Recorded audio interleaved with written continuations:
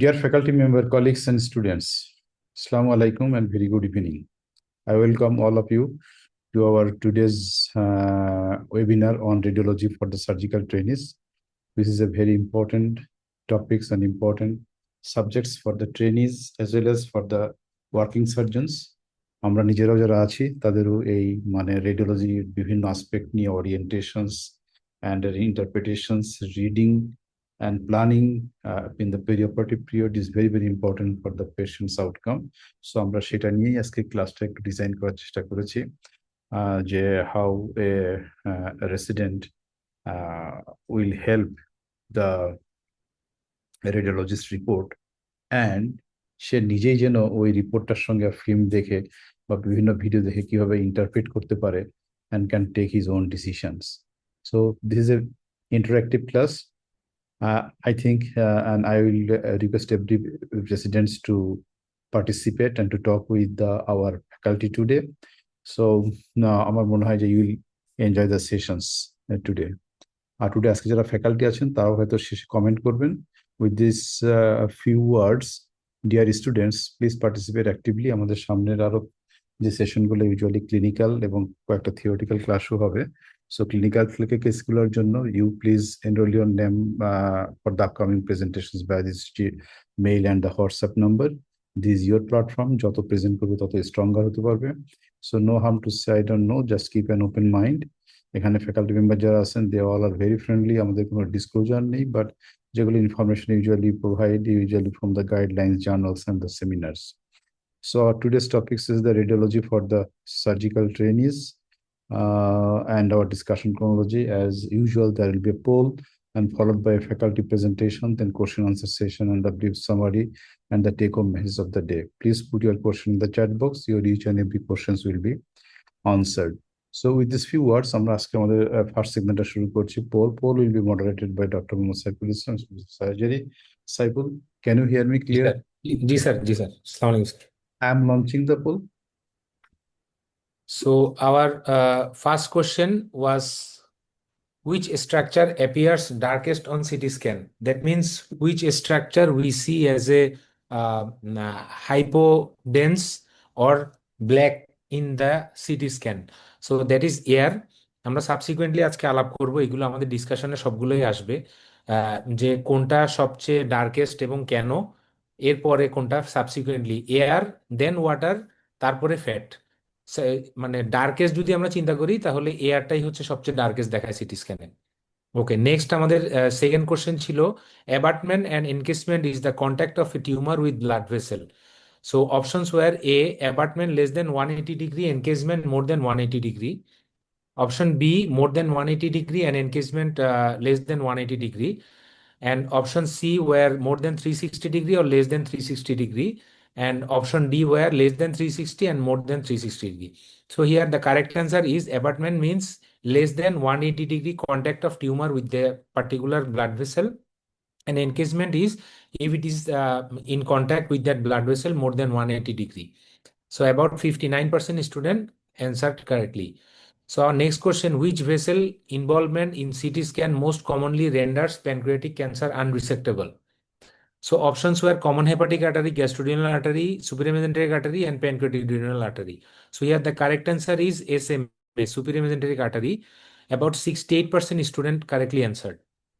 So our next question was, which CT features best identify the obstruction site? Options were dilated bowel loop, transition point, mesenteric fat stranding, free fluid. So here these all are the features of intestinal obstruction, but if we want to identify the obstruction site, transition point is the main thing we want to look for. মানে একটা dilated portion এবং এর ডিস্টালি গিয়ে collapse portion, যেখানে যে transition পয়েন্টটা থাকবে সেটাই আমাদেরকে অবস্ট্রাকশনের সাইটটা আইডেন্টিফাই করতে সাহায্য করে। So about 61% student answered correctly. So our next question was, which CT finding suggests bowel infarction? Options were A, wall enhancement, B, pneumatosis intestinalis, C, multiple diverticula, and D, mesenteric enhancement. So here the correct answer is pneumatosis intestinalis. What is pneumatosis intestinalis? এটা কয়েকটা feature একসাথেই আমরা এটাকে বলছি, যে গাটের ওয়াল থিকনেসটা বেশি হয়ে যাবে, আর্টারিয়াল এনহ্যান্সমেন্টটা কমে যাবে, এটা লাস্টারলেস থাকবে, এবং এসআই ফ্রি পেরিটোনিয়াল ফ্লুইড থাকবে। এই সবগুলা কম্পোনেন্ট যখন একসাথে থাকবে তখন আমরা এটাকে বলছি নিউম্যাটোসিস ইন্টেস্টাইনালিস। এবং that is the most particular sign of a bowel infection. So, about 49% student answered correctly. So, number six, which CT phase best demonstrates pancreatic adenocarcinoma? So, options were A, delayed phase, B, pancreatic parenchymal phase, C, non-contrast phase, D, portal phase. আজকে আমরা এগুলো আমাদের ডিসকাশনে আসবে, যে একটা pancreatic প্রোটোকলের CT scan আমরা যখন করি তখন ওখানের মধ্যে তিনটা ফেজ থাকে: আর্টারিয়াল, প্যানক্রিয়াটিক ফেজ এবং delayed phase. So pancreatic adenocarcinoma particularly best seen in the pancreatic parenchymal phase. So অবশ্যই ভালো অ্যান্সার করেছে, about 55% student answer correctly. So our next question, which CT feature most strongly suggests active arterial bleeding? Options were A, fat stranding, B, hyperdense contrast extravasation increasing between phases, C, wall thickening, D, calcification. So about 100% student answered correctly. The option B, hyperdense contrast extravasation increasing between phases. So next question, to detect biliary tree stone, which investigation you will prefer most? Options were ERCP, non contrast CT, HIDA, MRCP, MRI, PTC. আমি আশা করেছিলাম এটা তো 100% MRCP বলবে। Anyway, MRCP is the most, মানে কি বলবো, gold standard না actually, but most reliable investigation to detect biliary stones. So about 88% student answered correctly. So question number 9, radiologic sign for suspected peritoneal metastasis. Options were ascites in absence of liver cirrhosis, thickening of greater omentum, thickening of the parietal peritoneum, presence of a tumor more than 5 centimeter in the epigastric region, involvement of a small bowel mesentery with nodular thickening or less vascular clarity, or segmental obstruction. And final option was A, all of the above. Here, all are the features of uh, suspected peritoneal metastasis on a CT scan. So the correct answer is all of the above. About 61% student answered correctly. So why surgeons always prefer CT over MRI? So options were A, MRI is difficult to interpret, B, CT is cost effective, C, claustrophobia, D, all of the above. So here the correct answer is D, all of the above. So that's all from my side. Okay, thank you, Dr. Saiful Islam, for nicely moderating the poll, and almost you have covered the many practical aspect of this imaging. তো এই কোশ্চেনগুলোর মধ্যে যদি কোনো স্টুডেন্টের এই মুহূর্তে কোনো question থাকে, you can ask any question, any student please.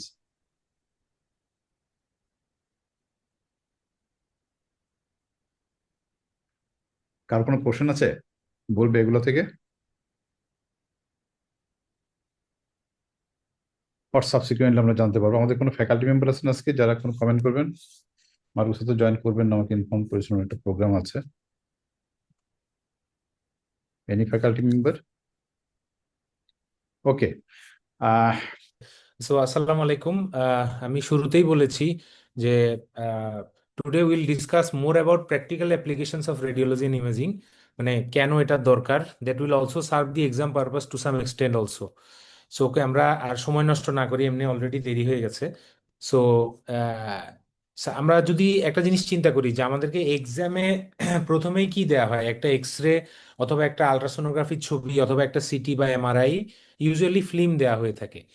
So এরপরে নেক্সট হয়তোবা ওটার সাথে কখনো কখনো কোনো সিনারিও দেয়, কখনো কখনো কোনো স্পট ডায়াগনোসিস করতে বলে, অথবা কখনো একটা লং কেসের পরে বা পরীক্ষার সময় স্যাররা হয়তো বলতে পারে যে এটা নাও বা এই ফিল্মটা নাও বা এই ছবিটা নাও এবং ইন্টারপ্রেট করো। তো এটার জন্য আমরা ইউনিভার্সাল এক্সাম ইমেজ ফ্রেমওয়ার্ক একটা শব্দ আছে, যেখানের মধ্যে এই চারটা মিনোমিক যদি আমরা মনে রাখি তাহলে আমরা এনি কাইন্ড অফ ইমেজ এক্সামের সময় আমরা অ্যান্সার করতে সক্ষম হব। তাহলে সেটা কি জিনিস? আইডিডিডি। তাহলে এটা দিয়ে কি হয়? প্রথম কথা হচ্ছে আই ফর আইডেন্টিফাই, মানে আমরা আইডেন্টিফাই করব যে এটা কি ধরনের, এটা কি প্লেন এক্স রে, নাকি একটা কন্ট্রাস্ট সিটি স্ক্যান, নাকি একটা এমআরআই, নাকি এমআরসিপি, নাকি আলট্রাসোনোগ্রাম, মানে যেই মডালিটিটা দিয়েছে সেই মডালিটিটা আমরা প্রথমে আইডেন্টিফাই করব। নেক্সট আমরা হচ্ছে ডেসক্রাইব করব এখানে কি ফাইন্ডিংস কি কি আছে। মানে এই একটা ইমেজ যদি আমাকে দেয়, তার মধ্যে থেকে আমি শুরুতেই বলবো না যেটা এটার এক্স রে, বা আমি প্রথমে আইডেন্টিফাই করার পরে এখানের মধ্যে আমি কি কি দেখতে পাচ্ছি, সেটা এক্স রে হোক, সিটি স্ক্যান হোক, এমআরসিপি হোক, যেটাই হোক, আমি কি ফাইন্ডিংস গুলো আগে প্রথমে ডেসক্রাইব করব। ডেসক্রাইব করার পরে দেন আমি কন্ডিশনটা ডায়াগনোসিস করব, এবং সেটা আমি কখনোই এক শব্দে শেষ করব না। প্রথমে আমি খুব কমন গুলো চিন্তা করি, তারপরে হয়তোবা কয়েকটা প্রবাবিলিটি বলতে পারি।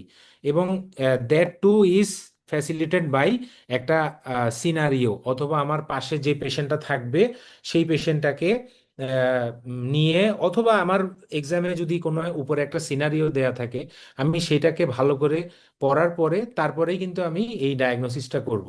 এবং ফাইনালি হচ্ছে যে describe the management or next plan. তাহলে আমি যদি আমার আজকে থেকে আমি যদি যে কোনো ইমেজিং বা যেটা সেটা যেমনই হোক না কেন, আমি যদি এই ফরম্যাটে যদি আজকে থেকে ডেসক্রাইব করার চেষ্টা করি, তাহলে এক্সাম হলে কিন্তু আমাদের ইমেজিং নিয়ে খুব বেশি একটা চিন্তা করা লাগবে না। সো ওকে, সো আমরা যদি এখন এইটার আলোকে একটা জাস্ট সিম্পল এই সিনারিওটা দেখি। A 25-year-old male brought to accident emergency department following fall from a mango tree on his left. He was restless with angulated left arm. On examination, GCS was 12, pulse 100 beat per minute, BP 90/60, respiratory rate 30, anemic, restricted chest movement on left. So এখন আমরা একটু interact করি যে আমাদের কেউ একজন বলেন যে what are describe the image. Anyone? আমরা যে আগের ফরম্যাটটা দেখেছি, আমাদের প্রথমে কি ছিল, আইডেন্টিফাই। তাহলে এটা কিসের ইমেজ আমরা আইডেন্টিফাই করি? Anyone? Plain X-ray. Chest X-ray, plain PA X, view. Okay, plain X ray chest, PA view কি কোথাও লেখা আছে এখানে? AP supine লেখা আছে স্যার।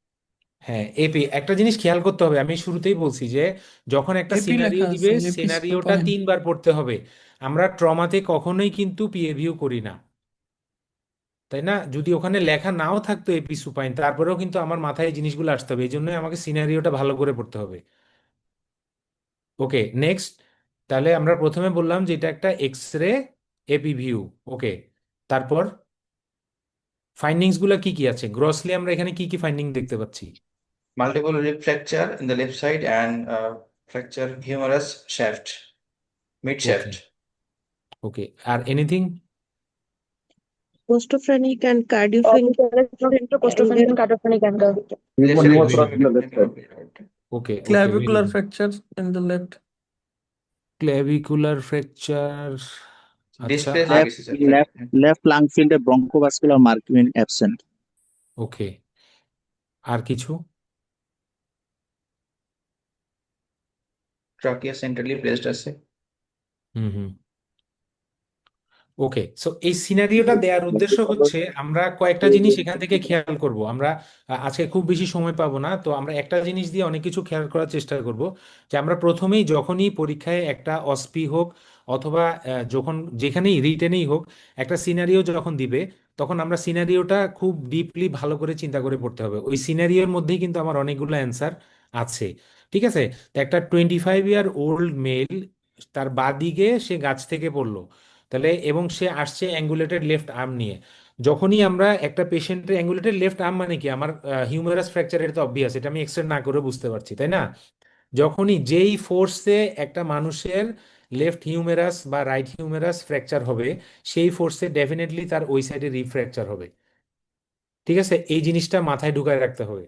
এরকম আমাদের মানে আমরা অনেক সময় দেখি এরকম মিসঅ্যাপ গুলা হয় আমাদের, যে পেশেন্টের আর্মটা অ্যাঙ্গুলেটেড আছে, পেশেন্টটা অর্থোপেডিক্স ডিপার্টমেন্টে চলে যায়, পরবর্তী সাবসিকুয়েন্ট ইভ্যালুয়েশনে পেশেন্টের এক্সরে করে দেখা যায় তার বাম পাশে ইফিউশন আছে, হিমোথোরাক্স অথবা রিফ্র্যাকচার এগুলা।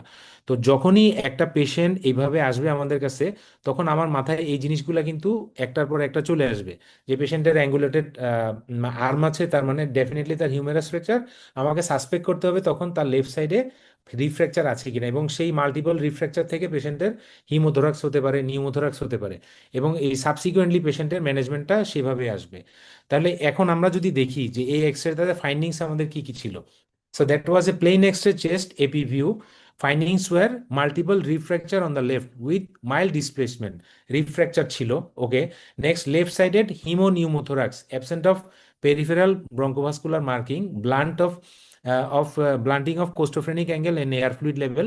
Right lung is well aerated with any abnormal finding without left proximal humeral shaft fracture with displacement. Other bones were apparently normal. So আমার ডেসক্রিপশনের মধ্যে এই জিনিসগুলো আসবে। ওকে, নেক্সট আমি ডায়াগনোসিস যদি বলি তাহলে এই পেশেন্টের ডায়াগনোসিসটা কি হতে পারে, যে left sided haemopneumothorax, multiple rib fracture, displaced left humeral shaft fracture. Okay, আমরা বুঝতে পারছি এখানে? কারো কোনো কোশ্চেন এটাতে? স্যার এখানে হিউমেরাল শ্যাফটের যে পিকচারটা দেখা যাচ্ছে স্যার, এখানে তো বোন লস মনে হচ্ছে। আচ্ছা, হুম, তাহলে আহ, এটাকে স্যার ডিসপ্লেস ফ্র্যাকচার বলবো নাকি উইথ কর্টিক্যাল বোন লস একটা এভাবে বলবো? ক্লোজ ফ্র্যাকচারে বোন লস হওয়া কিন্তু খুবই আনলাইকলি, তাই না? স্যার মাঝখানে হ্যাঁ, একটা গ্যাপ দেখা যাচ্ছে তো ওই হ্যাঁ, জন্য বলছি। মাঝখানের গ্যাপটা টুইস্টিং এর জন্য হয়েছে। এটা কিন্তু সিঙ্গেল ভিউ। জি স্যার, এটা সিঙ্গেল ভিউ এবং এটা টুইস্টিং এর জন্য হয়েছে, তাই না? একটা ক্লোজ ফ্র্যাকচারে বোন লস কিন্তু আনলাইকলি। বোন লস কখন হয়? যখন ওপেন ফ্র্যাকচার থাকে, কমনলি আর কি। জি স্যার। হ্যাঁ, তাহলে আমরা মানে এতটুকুতেই থাকি। এখন যদি নেক্সট যদি আমাদেরকে প্ল্যান যদি জিজ্ঞেস করে তাহলে আমরা অ্যাকর্ডিংলি বলবো এটিএলএস প্রোটোকল, ইমোবিলাইজেশন। হ্যাঁ, হিউমেরাস ফ্র্যাকচারের জন্য কি ধরনের ব্যবহার করা হয়, কাস্ট বা ব্যবহার করা হয়? এনিওয়ান? ইউকাস। প্রথমে sir long arm back slap দিব, তারপরে ইডেমা সাবসেট করলে পরে তখন আমরা স্যার প্লেট স্ক্রু ফিক্সেশন অরিফ করব এবং প্যাচ দেবো sir. Long arm back slap দেয় একজন ইউকাস্ট বলছে। ইউকাস্ট। হ্যাঁ, ইউকাস্ট, এটা তো একদম সিগনেচার ওদের কাস্ট, তাই না? মানে এটা তো কমনলি জিজ্ঞেস করে যে হিউমেরাস ফ্র্যাকচারে কি ধরনের কাজ দেয়। এনিওয়ে, তাহলে আমরা আমাদের এক্সাম ফরম্যাটটা বুঝতে পারছি। তাহলে এনি টাইপ অফ এক্সরে, সেটা এক্সরে পেলভিস হোক বা পেলভিক ফ্র্যাকচারের এক্সরে হোক, চেস্ট এক্সরে হোক অথবা অ্যাবডোমিনাল এক্সরে হোক, আমরা যদি এই ফরম্যাটে এক্সাম হলে বলি তাহলে আমাদের কোনো পয়েন্টই আশা করি বাদ যাবে না। ওকে, সো আমরা যদি নেক্সট সেগমেন্টে মুভ করি, এতটুকু পর্যন্ত কারো কোনো কোশ্চেন আছে এই ফরম্যাট নিয়ে বা এই এক্সরে নিয়ে? ওকে, আমরা স্যার নেক্সট যে মুভ করি, যে understanding CT scan for surgical trainee. তো আমরা যদি সিটি স্ক্যানে যাই তাহলে শুরুতে আমাদের একটু বেসিক থেকে যেতে হবে, যে আমাদের প্রথমে যে আমরা সিটি স্ক্যান ইউজুয়ালি দেখার চেষ্টা করি কি কি জিনিসের জন্য, কমন যে জিনিসগুলো আমাদের, যে একটা সিটি স্ক্যান বোঝার জন্য আমাকে বেসিক্যালি বুঝতে হবে যে হাউন্সফিল ইউনিট। হাউন্সফিল ইউনিটটা কি? হাউন্সফিল ইউনিটটা হচ্ছে আমাদের সিটি স্ক্যানের যে পিক্সেল আছে ওইটার স্ট্যান্ডার্ডাইজেশনটাই, ইউনিটটাই হচ্ছে হাউন্সফিল ইউনিট। তাহলে এই একটা হাউন্সফিল ইউনিটের মধ্যেই কিন্তু আমাদের যারা রেডিওলজিস্ট আছেন ওনাদের ডায়াগনোসিসটা কিন্তু ওনারা এই হাউন্সফিল ইউনিট দিয়েই করে। তাহলে আমরা আমাদের এই পোলিংয়েও একটা প্রশ্ন ছিল যে এয়ারের কেমন হবে, বোনসের কেমন হবে, বা ডার্কেস্ট কোনটা দেখা যাবে, এই হাউন্সফিল ইউনিটটা দিয়েই আমরা সাবসিকুয়েন্টলি বুঝতে পারবো। আমরা একটা লিভারের সেগমেন্টাল অ্যানাটমি আমাদের সার্জিক্যাল পার্সপেক্টিভ থেকে খুবই ইম্পর্টেন্ট। আমাদের ভাস্কুলার অ্যানাটমিটা জানা দরকার, প্রত্যেকটা আর্টারি, পোর্টাল, ভেনাস ফেস, এগুলোর অ্যানোমালি কি কি আছে, এবং এর সাথে আমাদের কিছু অর্গানের স্টোমাক, ডিউডেনাম, প্যানক্রিয়াস, কোলন এবং কিছু হার্নিয়ার ক্ষেত্রে এই সিটি স্ক্যান বা সিটি স্ক্যানের এই জিনিসগুলো আমাদের কমনলি বা ডে টু ডে লাইফে প্রতিদিনই এনকাউন্টার করতে হয় বা প্রয়োজন হয়। তাহলে আমরা আজকে এই জিনিসগুলো একটু ইন ব্রিফ দেখার চেষ্টা করব। টাইম কতটুকু অ্যালাউ করবে আমি জানি না। সো প্রথমে আমরা যদি আসি Hounsfield unit, what is it? It is a quantitative measure of X-ray attenuation on CT scan. Each pixel in CT is assigned an Hounsfield unit value, helps identify tissue composition and pathology. তাহলে একটা হাউন্সফিল unit কি, আমি যদি বলি যে একটা tissue থেকে যদি আমি এর ওয়াটারটাকে মাইনাস করি তাহলে টিস্যুর যে কম্পোজিশন থাকবে এর মধ্যে দিয়ে এক্সরে পাস করলে যে ইমেজটা হচ্ছে ওইটাই আমার হাউন্সফিল ইউনিট। তাহলে পানি বাদ দেওয়ার পরে যে টিস্যুর ডেন্সিটি থাকবে ওইটা আমি ফিল্মে দেখার পর যে ছবিটা পাবো সেটাকে আমি হাউন্সফিল ইউনিট হিসেবে বলছি।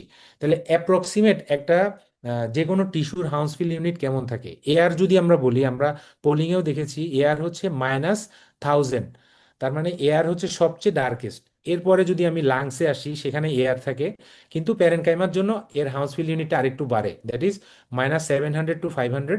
ফ্যাটে আরেকটু কমে আসবে, -120 to -50। ওয়াটার হচ্ছে নিউট্রাল, ওয়াটারে হাউসফিল ইউনিট 0। এই যে উপরে যা দেখলাম আমরা সবগুলাই কিন্তু ব্ল্যাক, কিন্তু এই ব্ল্যাকের মধ্যেও হাউসফিল ইউনিটের ডিফারেন্সের মধ্যেই যে আপনি বলতে পারেন হয়তো যে স্যার পানিও তো কালো, এয়ারও তো কালো, আমি সিটিতে বুঝবো কিভাবে? তখনই আমরা ওই হাউসফিল ইউনিটটা দেখব, যে ওয়াটারের জন্য হাউসফিল ইউনিট হবে 0, এয়ারের জন্য হবে -1000। তখনই কিন্তু আমরা বলতে পারি যে এটা এয়ার না ওয়াটার। আদারওয়াইজ আপনিও ওয়াটার যেমন কালো দেখছেন, এয়ারও কালো দেখছেন, আমিও দেখছি তাই। তো এইটা এয়ার নাকি ওয়াটার ডিফারেন্সিয়েট করবে হাউসফিল ইউনিট। ওকে, নেক্সট যদি আমরা পজিটিভলি যাই আরেকটু, দেন সফট টিস্যু বা মাসেল, সেটার হাউসফিল ইউনিট আরেকটু বাড়বে 30 to 60 থেকে, যদি ব্লাড হয় 60 to 90, বোনস যদি হয় সবচেয়ে মানে ডার্কেস্টের দিকে যায় 300 to 1500। মেটাল যদি থাকে তাহলে ওটা সবচেয়ে বেশি। অনেক সময় আমরা ল্যাব কলি ক্লিপ দেখতে পারি, সিটি স্ক্যানে আর্টিফ্যাক্টের মতো দেখায়, সেটার হাউসফিল ইউনিট সবচেয়ে বেশি হবে। তাহলে এখন এই যে হাউসফিল ইউনিট, এটার আমার ক্ষেত্রে মানে এই জিনিসগুলা জানার ইম্পর্টেন্সটা কি? ইম্পর্টেন্স হচ্ছে এটা ডিফারেন্সিয়েট করে fat, fluid, soft tissue, blood, calcification, বোন নাকি টিউমার, এই সবগুলোর জন্য আমার ডিফারেন্সিয়েট করার জন্য আমার এই হাউসফিল ইউনিটগুলো দরকার। এই হাউসফিল ইউনিটটা কিভাবে দেখতে হয় সেটা আমরা আজকে দেখবো, সাবসিকুয়েন্টলি দেখবো। সো আমরা যদি একটা অ্যাকিউট হেমোরেজ চিন্তা করি, তখন তার অ্যাকিউট ব্লাডের হাউসফিল ইউনিটটা 60 to 80 হয়, যেমন ট্রমা বা ইন্ট্রাক্র্যানিয়াল ব্লিডিং। কিন্তু যদি হাউসফিল ইউনিটটা আরেকটু বেশি হয়, মানে ব্লাডটা যদি ক্রনিক, আমরা বলি না অ্যাকিউট সাবডুরাল বা ক্রনিক সাবডুরাল, এই অ্যাকিউট আর ক্রনিক সাবডুরালটা ভাগ করি কিন্তু আমরা হাউসফিল ইউনিট দিয়ে। ব্লাডটা যখন ক্লটটা যখন আরেকটু বেশি হবে, তখন এটা আরেকটু ক্যালসিফাইড হবে এবং এর হাউসফিল ইউনিটটা বাড়তে থাকে। তাহলে যখন একটা ইন্ট্রাক্র্যানিয়াল হেমোরেজ হাউসফিল ইউনিট 60 to 80 থাকে, তখনই এটাকে অ্যাকিউট বলা হয়। ওকে, নেক্সট একটা রেনাল স্টোন। রেনাল স্টোনের নর্মালি ইউরিক অ্যাসিড স্টোন 200 থেকে 400 হয়ে থাকে, ক্যালসিয়াম স্টোনগুলাই 800 থেকে 1500 পর্যন্ত হয়ে থাকে। তাহলে এটা জানলে আমার সুবিধা কি? যখন আমি একটা রেনাল স্টোন ডায়াগনোসিস করব, এর হাউসফিল ইউনিট যদি বেশি থাকে, তাহলে আমাকে চিন্তা করতে হবে যে একটা বড় স্টোন, এটা কি আমি লিথোট্রিপসি করে ভাঙতে পারবো, নাকি আমার অন্য কোনো ওয়ে লাগবে, লেজার লাগতে পারে বা ওপেন প্রসিজিওর লাগবে কিনা। তাহলে দ্যাট অলসো আমাদেরকে মানে হেল্প করবে। এরপরে যে কোনো যেমন একটা অ্যাড্রেনাল লিশন, অ্যাড্রেনাল লিশন আমরা জানি ওটাও একটা ফ্যাটি অর্গান, কিন্তু নর্মালি আমরা ফ্যাটের ডেন্সিটি কত পড়েছিলাম, -120 to -50। কিন্তু যখনই একটা অ্যাড্রেনাল অ্যাডিনোমা <10 হাউসফিল ইউনিট হয় নন কন্ট্রাস্ট সিটিতে, তখন আমরা ওটাকে বিনাইন বলছি। যখনই এটার ভাস্কুলারিটি বাড়বে, তখনই আমরা এটা চিন্তা করব যেটা ম্যালিগন্যান্ট পটেনশিয়ালের দিকে যাচ্ছে। এবং নন এনহ্যান্সিং লিশন যদি হয়, তাহলে সেটাকে আমরা লাইকলি সিস্টিক বলে থাকি।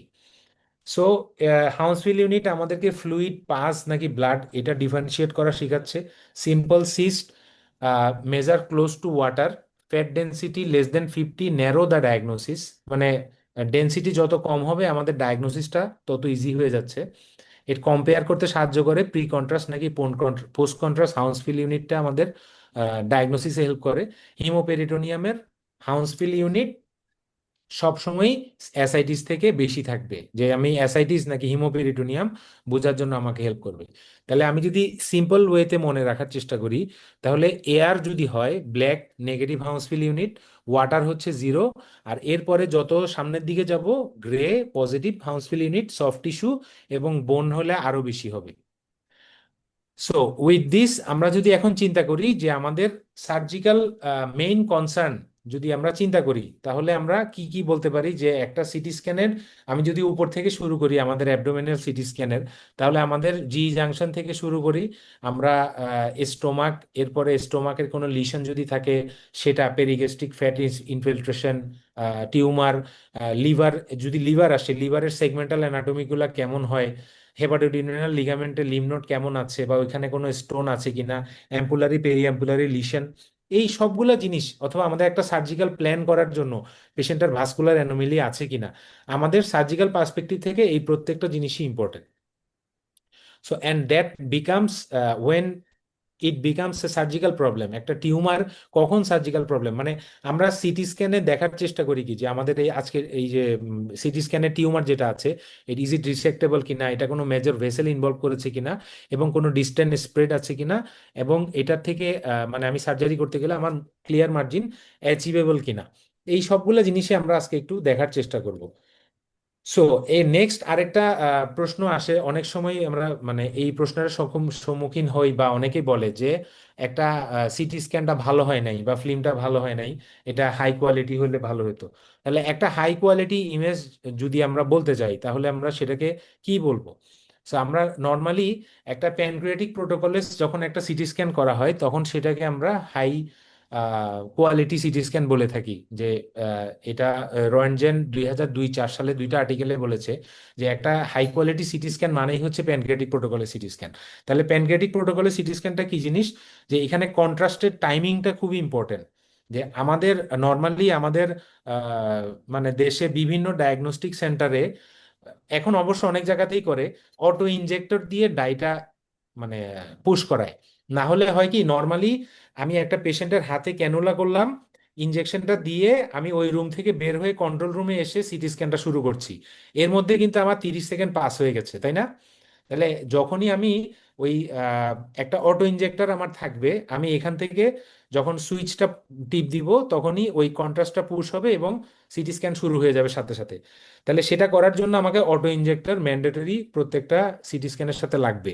এবং সেটাই বলছে যে একটা প্যানক্রিয়াটিক প্রোটোকলের সিটি স্ক্যানে আর্টারিয়াল ফেজটাকে ধরি প্রথম 30 সেকেন্ড, প্যানক্রিয়াটিক ফেজটা হবে জাস্ট হেপাটিক এনহ্যান্সমেন্টের আগের ফেজটা মানে আফটার 30 সেকেন্ড, এবং পোর্টাল ভেনাস ফেজটা হবে 60 to 70 সেকেন্ড, এবং এর স্লাইস হবে লেস দেন 3 মিলিমিটার, মাল্টিপল প্লেনে হবে অ্যাক্সিয়াল, কোরোনাল, স্যাজিটাল। এটা তো আমাদের এখানে হয়েই থাকে। এবং একটা হাই কোয়ালিটি সিটি স্ক্যানের জন্য অবশ্যই আরেকটা জিনিস প্রয়োজন হচ্ছে আমাদের কমিউনিকেশন। আমরা যত ভালো টেকনোলজিসদের সাথে কমিউনিকেট করতে পারবো, যে রেডিওলজিস্ট কিন্তু আমার সাথে সিটি স্ক্যান রুমে 24 ঘন্টা বসে থাকবে না, অথবা পেশেন্টের যখন সিটি স্ক্যান হবে তখন কিন্তু রেডিওলজিস্ট সেখানে উপস্থিত থাকবেন না। তাহলে আমার থাকবে কে? টেকনোলজিস্ট।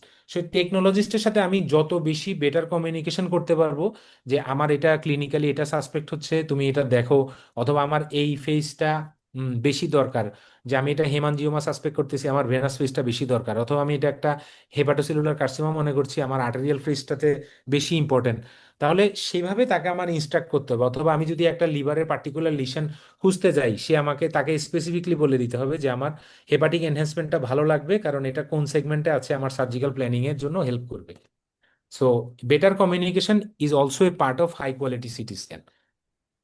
সো তাহলে আমরা আর কথা না বলে এখন আমরা একটু ক্লিনিক্যাল সিনারিওতে যাই। So, a 32-year-old female was a diagnosed case of adenocarcinoma stomach, underwent staging lab, followed by neoadjuvant 4-cycle flood, further evaluated with CT scan. So now, anyone, মানে কেউ কি আছে লাইনে নাকি সবাই? শুনতে পাচ্ছি না। হ্যাঁ, শুনতে পাচ্ছি তো আমি। জি স্যার। স্যার স্টুডেন্টরা তো Any interact. student, please, any student.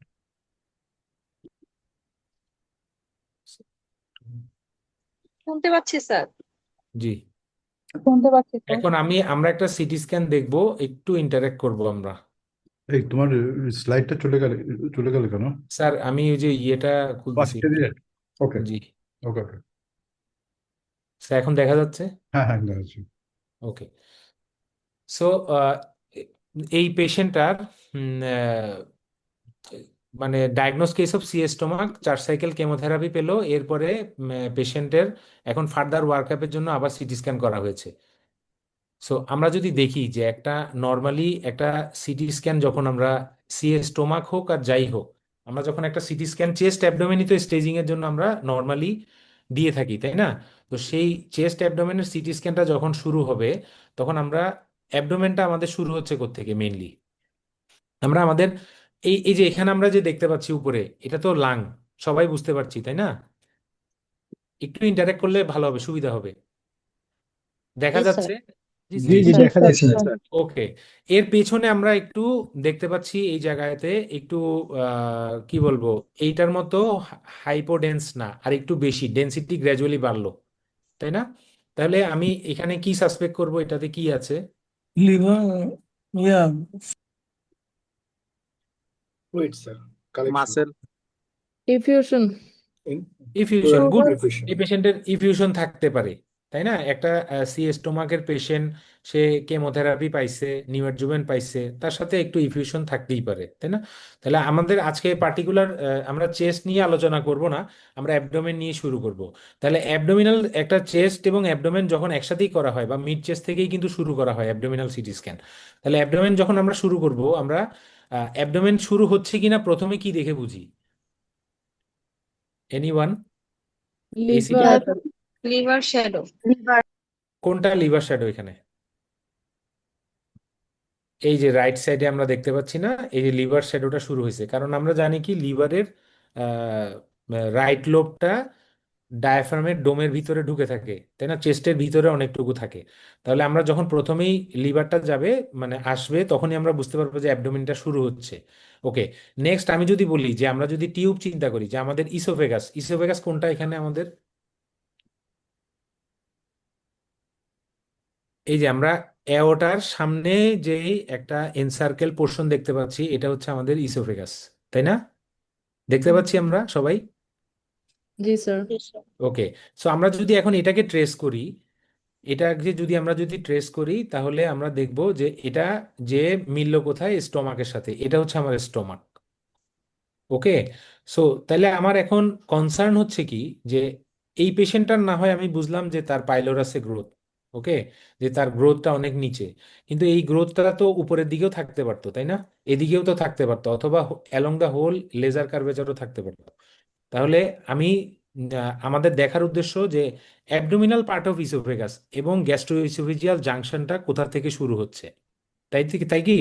তাহলে আমরা যদি দেখি যে এই যে পেশেন্টটার লিভারের যেই কর্ডেট লোবের যে ফিশারটা আছে, লিভারের যে কর্ডেট লোবের ফিশার আছে এইখানে, সেই জায়গায় বরাবর কিন্তু আমার জি জাংশনটা শুরু হয়। ওকে, ক্লিয়ার? কারো কোনো মানে ডাউট আছে? এই জিনিসটা সবাই বুঝতে পারছি তো আমরা? ওকে, ওকে, তাহলে আমার ইসোফেগাস স্টোমাকে লাগলো, তাহলে বলবো যে স্যার তাহলে কি অ্যাবডোমিনাল ইসোফেগাস আছে? অবশ্যই অ্যাবডোমিনাল পার্ট অফ ইসোফেগাস আছে না? তাহলে আমার কিন্তু অরিজিনালি গ্যাস্ট্রোভিজিয়াল জাংশনটা শুরু হচ্ছে এই এই কর্ডেটের ফিশারটা বরাবর। ওকে, এরপরে আমরা যদি যাই নিচের দিকে এই পেশেন্টের, তাহলে আমরা কি দেখতে পারবো যে স্টোমাকটা তার হিউজলি ডিস্টেন্ডেড, তাই না? হিউজলি বলা যাবে না, মোটামুটি ডিস্টেন্ডেড। তাহলে এটা কি হয় ইন্টেনশনালি করাইছে, অথবা পেশেন্টের আউটলেট অবস্ট্রাকশন আছে? এটা আমরা ক্লিনিক্যাল হিস্ট্রি দেখে বুঝতে পারবো। ইন্টেনশনালি কেন করায়? কারণ যখনই আমরা একটা স্টোমাকের সিটি স্ক্যান করতে দিব, তখন পেশেন্টকে সিটি স্ক্যান করানোর আগে আমরা পেশেন্টকে মুখে পানি খেতে দিই, যে নেগেটিভ কন্ট্রাস্ট। পানি খেলে স্টোমাকটা যখন ডিস্টেন্ডেড হবে, তখন পেশেন্টের স্টোমাকের ওয়ালগুলা বা লেয়ারগুলা আমরা একদম কি বলবো, লেয়ার বাই লেয়ার দেখতে আমাদেরকে হেল্প করে, যে টি স্টেজিং এ আমাদেরকে হেল্প করবে। তাহলে আমরা যদি এখন দেখি এই পেশেন্টের স্টোমাক, এবং এরপরে আসলো কি পাইলোরাস। ওকে, এটা আমাদের ইনসিসুরা অ্যাঙ্গুলারিস, ইনসিসুরা অ্যাঙ্গুলারিসের পরে হলো আমাদের পাইলোরাস। তো পাইলোরাসের লেজার স্যার কার্ভেচার, ওপরে ব্ল্যাক পোর্শনটা কি, আর নিচের স্টোমাকের ভিতরে আর একটু আরেকটু এটা ডেনসিটি এয়ার, বেশি যে এয়ার ওটা, স্টোমাকের আর ভিতরে এয়ার। নিচের পোর্শনটা কি নিচেরটা ওয়াটার? লিকুইড পোর্শন, লিকুইড, জি। পানি খাইছে, হয় পানি খাইছে অথবা রেসিডুয়াল ফুড পার্টিকেল ছিল। ঠিক আছে, থ্যাংক ওকে, ইউ। জি। এরপরে আমরা যখন দেখব যে তার এই ইনসিসুরা অ্যাঙ্গুলারিস থেকে বোথ অন লেজার কার্ভেচার এবং গ্রেটার কার্ভেচার দুই দিকেই কিন্তু তার লিশনটা আছে, তাই না? এবং এই লিশনটা এক্সটেন্ড করতেছে up to whole of the pylorus, এবং আমরা যদি আরেকটু যদি দেখি, এবং ফার্স্ট পার্ট অফ ডিউডেনাম পর্যন্ত কিন্তু তার লিশনটা এক্সটেন্ড করছে, তাই না? দেখা যাচ্ছে সবাই? জি জি স্যার। স্যার।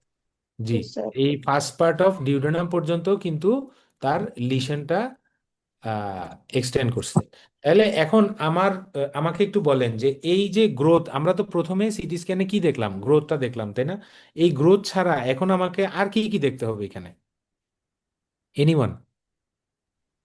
একটু তাড়াতাড়ি আগাই আমরা, তাহলে portal অনেকগুলো vein, খাবার। pancreas, পোর্টাল ভিন, প্রথমে পোর্টাল ভিন কেন? লিফ নোট দেখতে হবে। লিম্ফ নোড আর liver matrix relational fat standing দেখবো। ওকে, সো আমরা যদি চিন্তা করি যে এটা তো আমাদেরকে টিএনএম স্টেজিং করতে সাহায্য করবে, তাই না? তাহলে আমি যদি ওইভাবে সিস্টেমেটিক্যালি যদি আগাই, তাহলে পরীক্ষার হলেও কিন্তু অ্যান্সার করতে আমাদের সুবিধা হবে। তাহলে এটা এই সিটি স্ক্যান দিয়ে আমরা তো ক্লিনিক্যাল টিএনএম করব, তাই না? তাহলে প্রথমে আমাদের টি টি তো আমরা দেখে নিলাম, তাই না? এটা তো এই টিটা মেজার করার অনেকগুলো ওয়ে আছে, সেইগুলো আমাদের দরকার নাই এই মুহূর্তে, আমাদের দরকার নাই বা আমরা ওদিকে যাব না।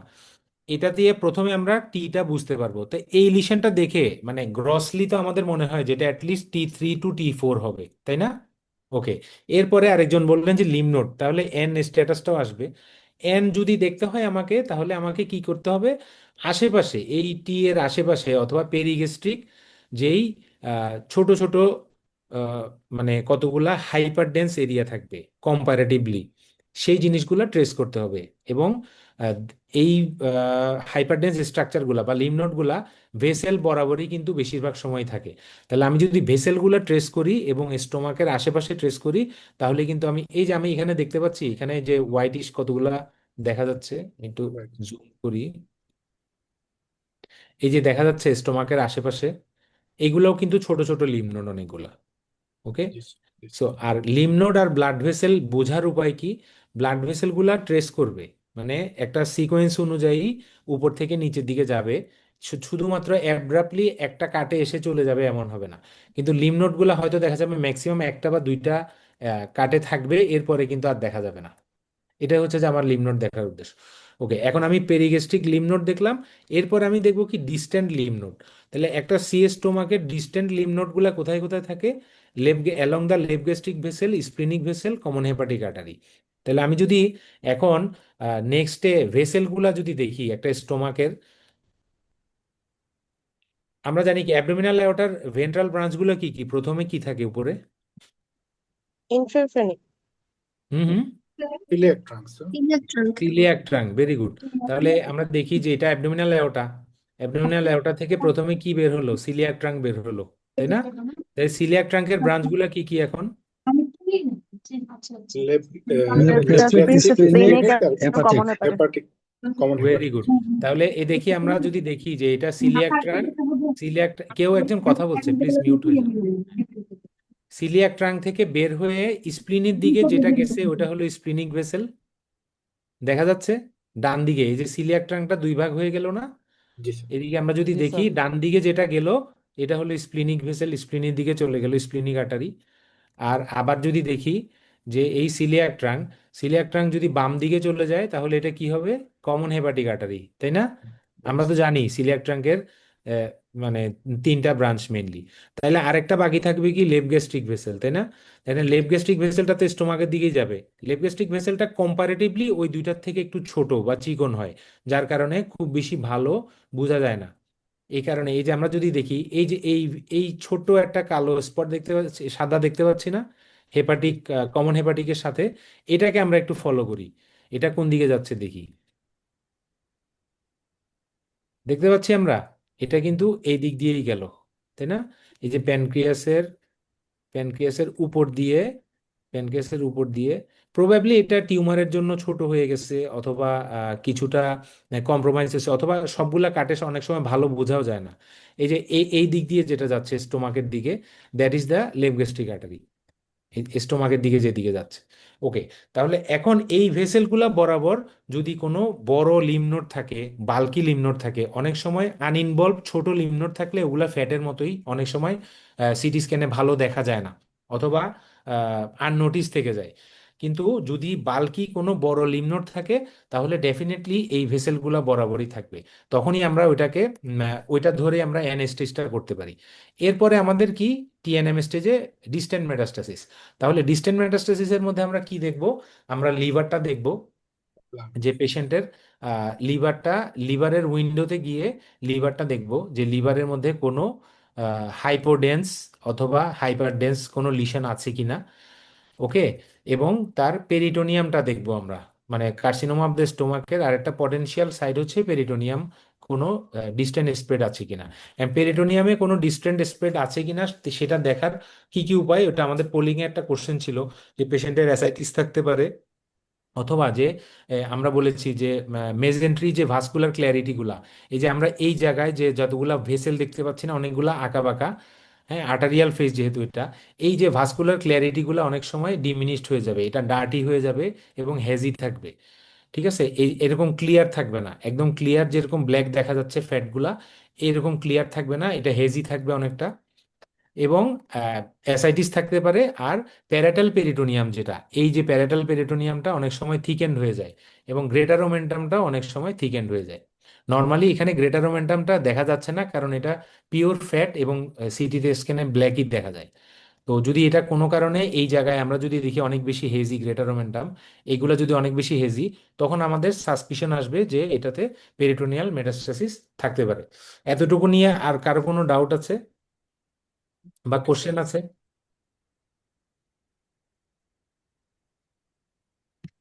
না থাকলে আমরা সামনে আগাই। এখানে লিভার ম্যাটস আছে কিনা স্যার? এই পেশেন্টের না, নাই। লিভারেরটা আসলে দেখার জন্য সবচেয়ে ভালো হচ্ছে পোর্টাল পোর্টাল উইন্ডো বা পোর্টাল ফেস, এবং উইন্ডোইংটাতে আমাকে সবসময় লিভারেটা এনে দিতে হবে। আমার এই কম্পিউটার থেকে আসলে এটা করা সম্ভব না। তো মানে কিছু কিছু হাইপোটেন্স এরিয়া দেখা যাচ্ছে, এগুলো কি স্যার? কোনটাতে কোথায় দেখা যাচ্ছে? এই যে লিভারের স্যার, এই যে সামান্য দেখা যাচ্ছে স্যার। হ্যাঁ, এই হাইপোটেন্স এরিয়াগুলা কি মানে এক জায়গায় স্ট্যাটিক আছে নাকি সামনে পিছনে যাচ্ছে? যাচ্ছে না, এটা তো ফলো করতেছে।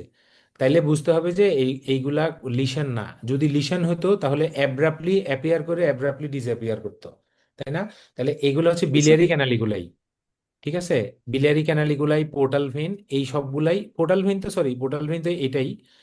এগুলো হচ্ছে বিলিয়ারি চ্যানেল, হয়তোবা পেশেন্টের বিলিয়ারি ট্রি কোনো কারণে ডাইলেটেড, যার কারণে এগুলা একটু দেখা যাচ্ছে। এখানে কোনো লিশন এটাতে দেখা যাচ্ছে না। আর এইখানে একটা সিস্ট আছে এই পেশেন্টের, এইখানে সেগমেন্ট 6-এ একটা সিস্ট আছে। ওকে। সো নর্মালি মেটাস্টেসিস যেগুলা থাকবে কার্সিনোম অফ দ্য স্টোমাকের, মেটাস্টেসিস সেগুলা ইরেগুলার থাকবে, আর মানে হাইপোডেন্স থাকে এবং অ্যাব্রাপ্টলি অ্যাপিয়ার করে, এবং তো আর্টারিয়াল সেগমেন্ট গুলো ফেসে কিভাবে আলাদা করছে? বলবো, আমি আসবো একটা একটা করে আসবো, একটা একটা করে আসবো।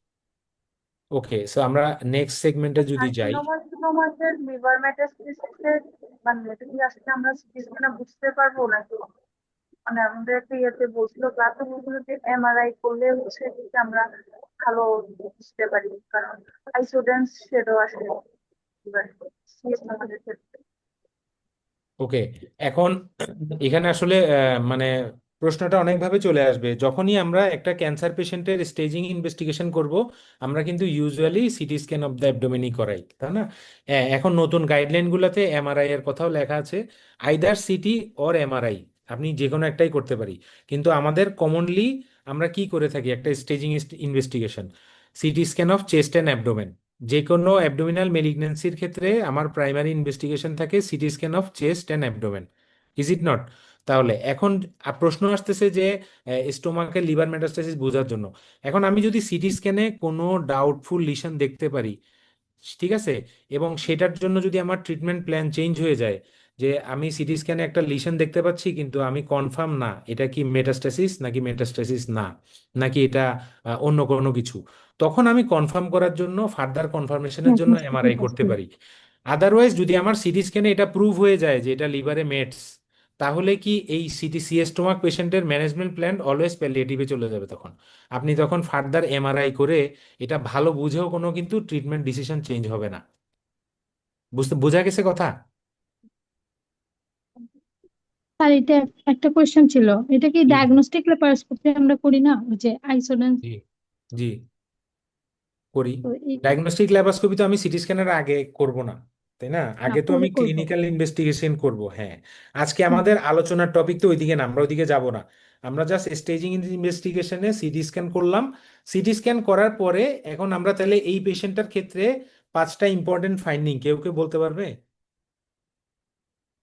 আমরা যে এতক্ষণ সিটি স্ক্যানটা দেখলাম, এই পেশেন্টটার 5টা ইম্পর্টেন্ট ক্লিনিক্যাল ফাইন্ডিং একটু তাড়াতাড়ি করি আমরা। এসআইটিস ছিল, অ্যাসাইটিস ছিল না, প্লুরাল ইফিউশন ছিল। গ্রোথ ছিল হচ্ছে pylorus okay, involving the duodenum, আর হচ্ছে first pleural part of duodenum, first pleural part of effusion duodenum. ছিল, first part of okay, duodenum pleural effusion ছিল, ওকে লিম্ফ নোড একটা দুইটা দেখা গেছে, peri okay gastric lymph node. পরীক্ষায় কিভাবে বলা যাবে একটা দুইটা দেখা না গেছে? স্যার, ওকে, আচ্ছা, তারপর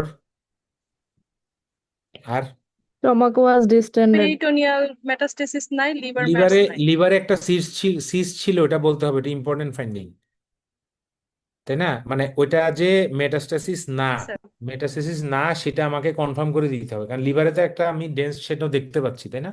তাহলে মোটামুটি এই পাঁচটাই আমাদের ফাইন্ডিং, এবং ইম্পর্টেন্ট একটা নেগেটিভ জিনিস বলে দিতে হবে ম্যালিগনেন্সির ক্ষেত্রে, যে কোনো অ্যাসাইটিস ছিল না অথবা পেরিটোনিয়াম বা অন্য জায়গায় কোনো অ্যাবনর্মাল কোনো কিছু আমি দেখি নাই। এই জিনিসগুলো আমাকে অ্যাটলিস্ট মেনশন করে দিতে হবে। ওকে, তাহলে এই পেশেন্টটার ক্ষেত্রে আমাকে যদি পরীক্ষার হলে অস্পিতে হয়তো বা নেক্সট কোশ্চেনটা থাকবে যে নেক্সট প্ল্যান অফ ম্যানেজমেন্ট কি হবে, যে পেশেন্টের একটা নিউ অ্যাডজুভেন্ট হয়ে গেল, সে 4 সাইকেল ফ্লট নিউ অ্যাডজুভেন্ট পেয়ে গেছে, আগে স্টেজিং ল্যাপারোস্কোপি হয়েছে, এখন পেশেন্টের দেখা গেল ডিজিজটা হয় রেসপন্স করছে বা স্টেবল ডিজিজ আছে, তাহলে এখন এই মুহূর্তে পেশেন্টের ম্যানেজমেন্ট প্ল্যান কি হবে? এনিওয়ান?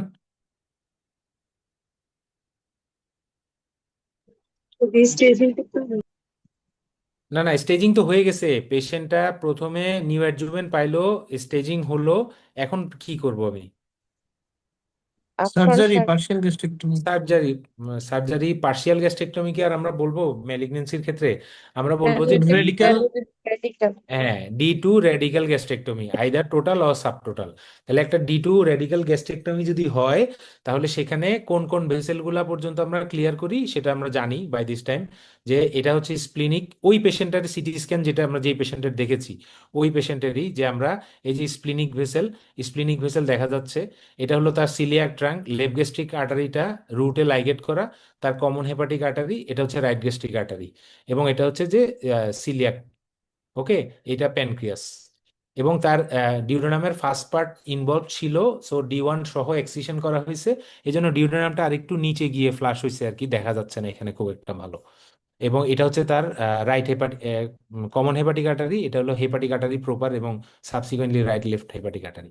সো এই জায়গার লিম্ফ গুলা যখন ফ্যাট ফাসা লিম্ফ সবগুলা যখন আমি ক্লিয়ার করব, তখনই আমরা এটাকে বলতে পারবো যে একটা D2 টোটাল অথবা সাবটোটাল গ্যাস্ট্রেক্টমি। সো ওকে, আমরা আমাদের এখন একটু নেক্সট সেগমেন্টে মুভ করি। So, a 26-year-old female presented with left-sided abdominal lump. On examination, vitals were normal. Per abdomen, there was a large hard-fixed lump occupying left hypochondriac, lumbar, epigastric, and umbilical region. Ultrasonography, there is suggestive of left renal mass. All tumor markers are normal. So, this is the contrast CT scan of that patient. তাহলে আমাদের সিনারিওতে কি বলছে, যে একটা patient left sided abdominal lump নিয়ে present করছে, পার অ্যাবডোমেনে heart fixed lump ছিল, left সাইডে অকুপাই করা, left hypochondriac, lumber, epigastric, umbilical region. So এটা হচ্ছে ওই পেশেন্টের সিটি স্ক্যানটা। আমরা যদি সিটি স্ক্যানটা দেখি, ঠিক আছে, একটু রেসপন্স করব, কথা বলবো, তাহলে আমরা মানে অল্প সময় অনেক কিছু শেখা সম্ভব হবে। তাহলে আমরা যদি বলি যে এই পেশেন্টটার এই ছবিটাই ধরি আমরা, যে আমাদের অস্কি বা অস্পিতে দেয়া আছে কম্পিউটারে, তখন আপনি কি বলবেন? আইডেন্টিফাই যদি করতে বলে তাহলে আমরা কি বলবো এটাকে? এনিওয়ান? না না না না, আমি একটা ইউনিভার্সাল ফরম্যাট আমরা শুরুতে বলছি না, IDDD, তাহলে আমি আইডেন্টিফাই করব এটা কি, এটা সিটি না এক্সরে নাকি contrast CT scan. abdomen, contrast city axial scan? view, CT scan, axial view. single slice showing mixed ecogenic, mixed ওকে, density. তাহলে আমি প্রথমে আইডেন্টিফাই করলাম, ঠিক আছে, তাহলে এটা এক্সিয়াল ভিউ। এবং এখানে আরেকটা জিনিস বলা যায়, যখন আমি যদি কন্টিনিউ এরকম একটা মানে সিনে প্লে বা মুভি যখন চলতে থাকে না, তখন আপনি কিন্তু বা অনেক সময় দেখা যাবে এটার সাথে একটা পাশে একটা করোনাল ভিউ দিয়ে দিবে, তখন কিন্তু আমরা এটাকে ডাইকম ভিউ বলতে পারবো। ঠিক আছে, ডাইকম, DICOM, মানে ডাইকম ভিউটা হচ্ছে এটা হচ্ছে মানে কমিউনিকেশনের বা এই ধরনের যে সিটি স্ক্যানের যেই এটাকে কি বলবো ফিল্মগুলা, এগুলা রিড করার ইউনিভার্সাল একটা ফরম্যাট, DICOM। ঠিক আছে? তাহলে অ্যাক্সিয়াল ভিউ আমরা বলতে পারবো, অ্যাক্সিয়াল ভিউ বললেও কোনো ক্ষতি হবে না। অনেক সময় হয়তোবা ভবিষ্যতে স্যাররা শুনতে চাইতেও পারে যে এই ভিউটা আর কোনো নাম আছে কিনা, তাইলে হয়তোবা বলা লাগতে পারে যে এটা ডাইকম ভিউ। ঠিক আছে? তাহলে এখানে আমরা এবারে এই মানে আগের সিনারিওতে ফিরে আসছি, যে অ্যাক্সিয়াল ভিউতে আমরা কি দেখতে পাচ্ছি একটু দেখি আমরা সবাই। ঠিক আছে, আমার স্টোমাক শুরু হলো। স্টোমাকটা কোথায় এখানে দেখা যাচ্ছে নাকি? জি স্যার, উপরে। কোথায়? ল্যাটারালি স্যার সামনে। লিভার এবং হচ্ছে রেনাল টিউমারের ঠিক মাঝখানে কম্প্রেসড। হ্যাঁ, এই যে এখানে ছোট করে দেখা যাচ্ছে না একটু এয়ার, এটাই স্টোমাক। ঠিক আছে, এটাই স্প্লিন। আচ্ছা, এরপরে আমরা যখন নিচে নামলাম, এটা কিন্তু পুরোটাই ম্যাস। আমরা এখানে যেটা দেখতে পাচ্ছি এই জায়গাটাতে পুরোটাই কিন্তু ম্যাস। ওকে, সো মাসটা যদি আমরা এই কন্ট্রাস্ট ফেজে দেখি যে এটা খুব বেশি কন্ট্রাস্ট এনহ্যান্সমেন্ট হয় নাই, এবং এটার ভিতরে কিছু হাইপোডেন্স সিস্টিক এরিয়া আছে। আমরা যদি হাউন্সফিল ইউনিটটা মেজার করতাম তাহলে আমরা হয়তোবা দেখতাম যে এটা নিয়ারলি ওয়াটারের কাছাকাছি।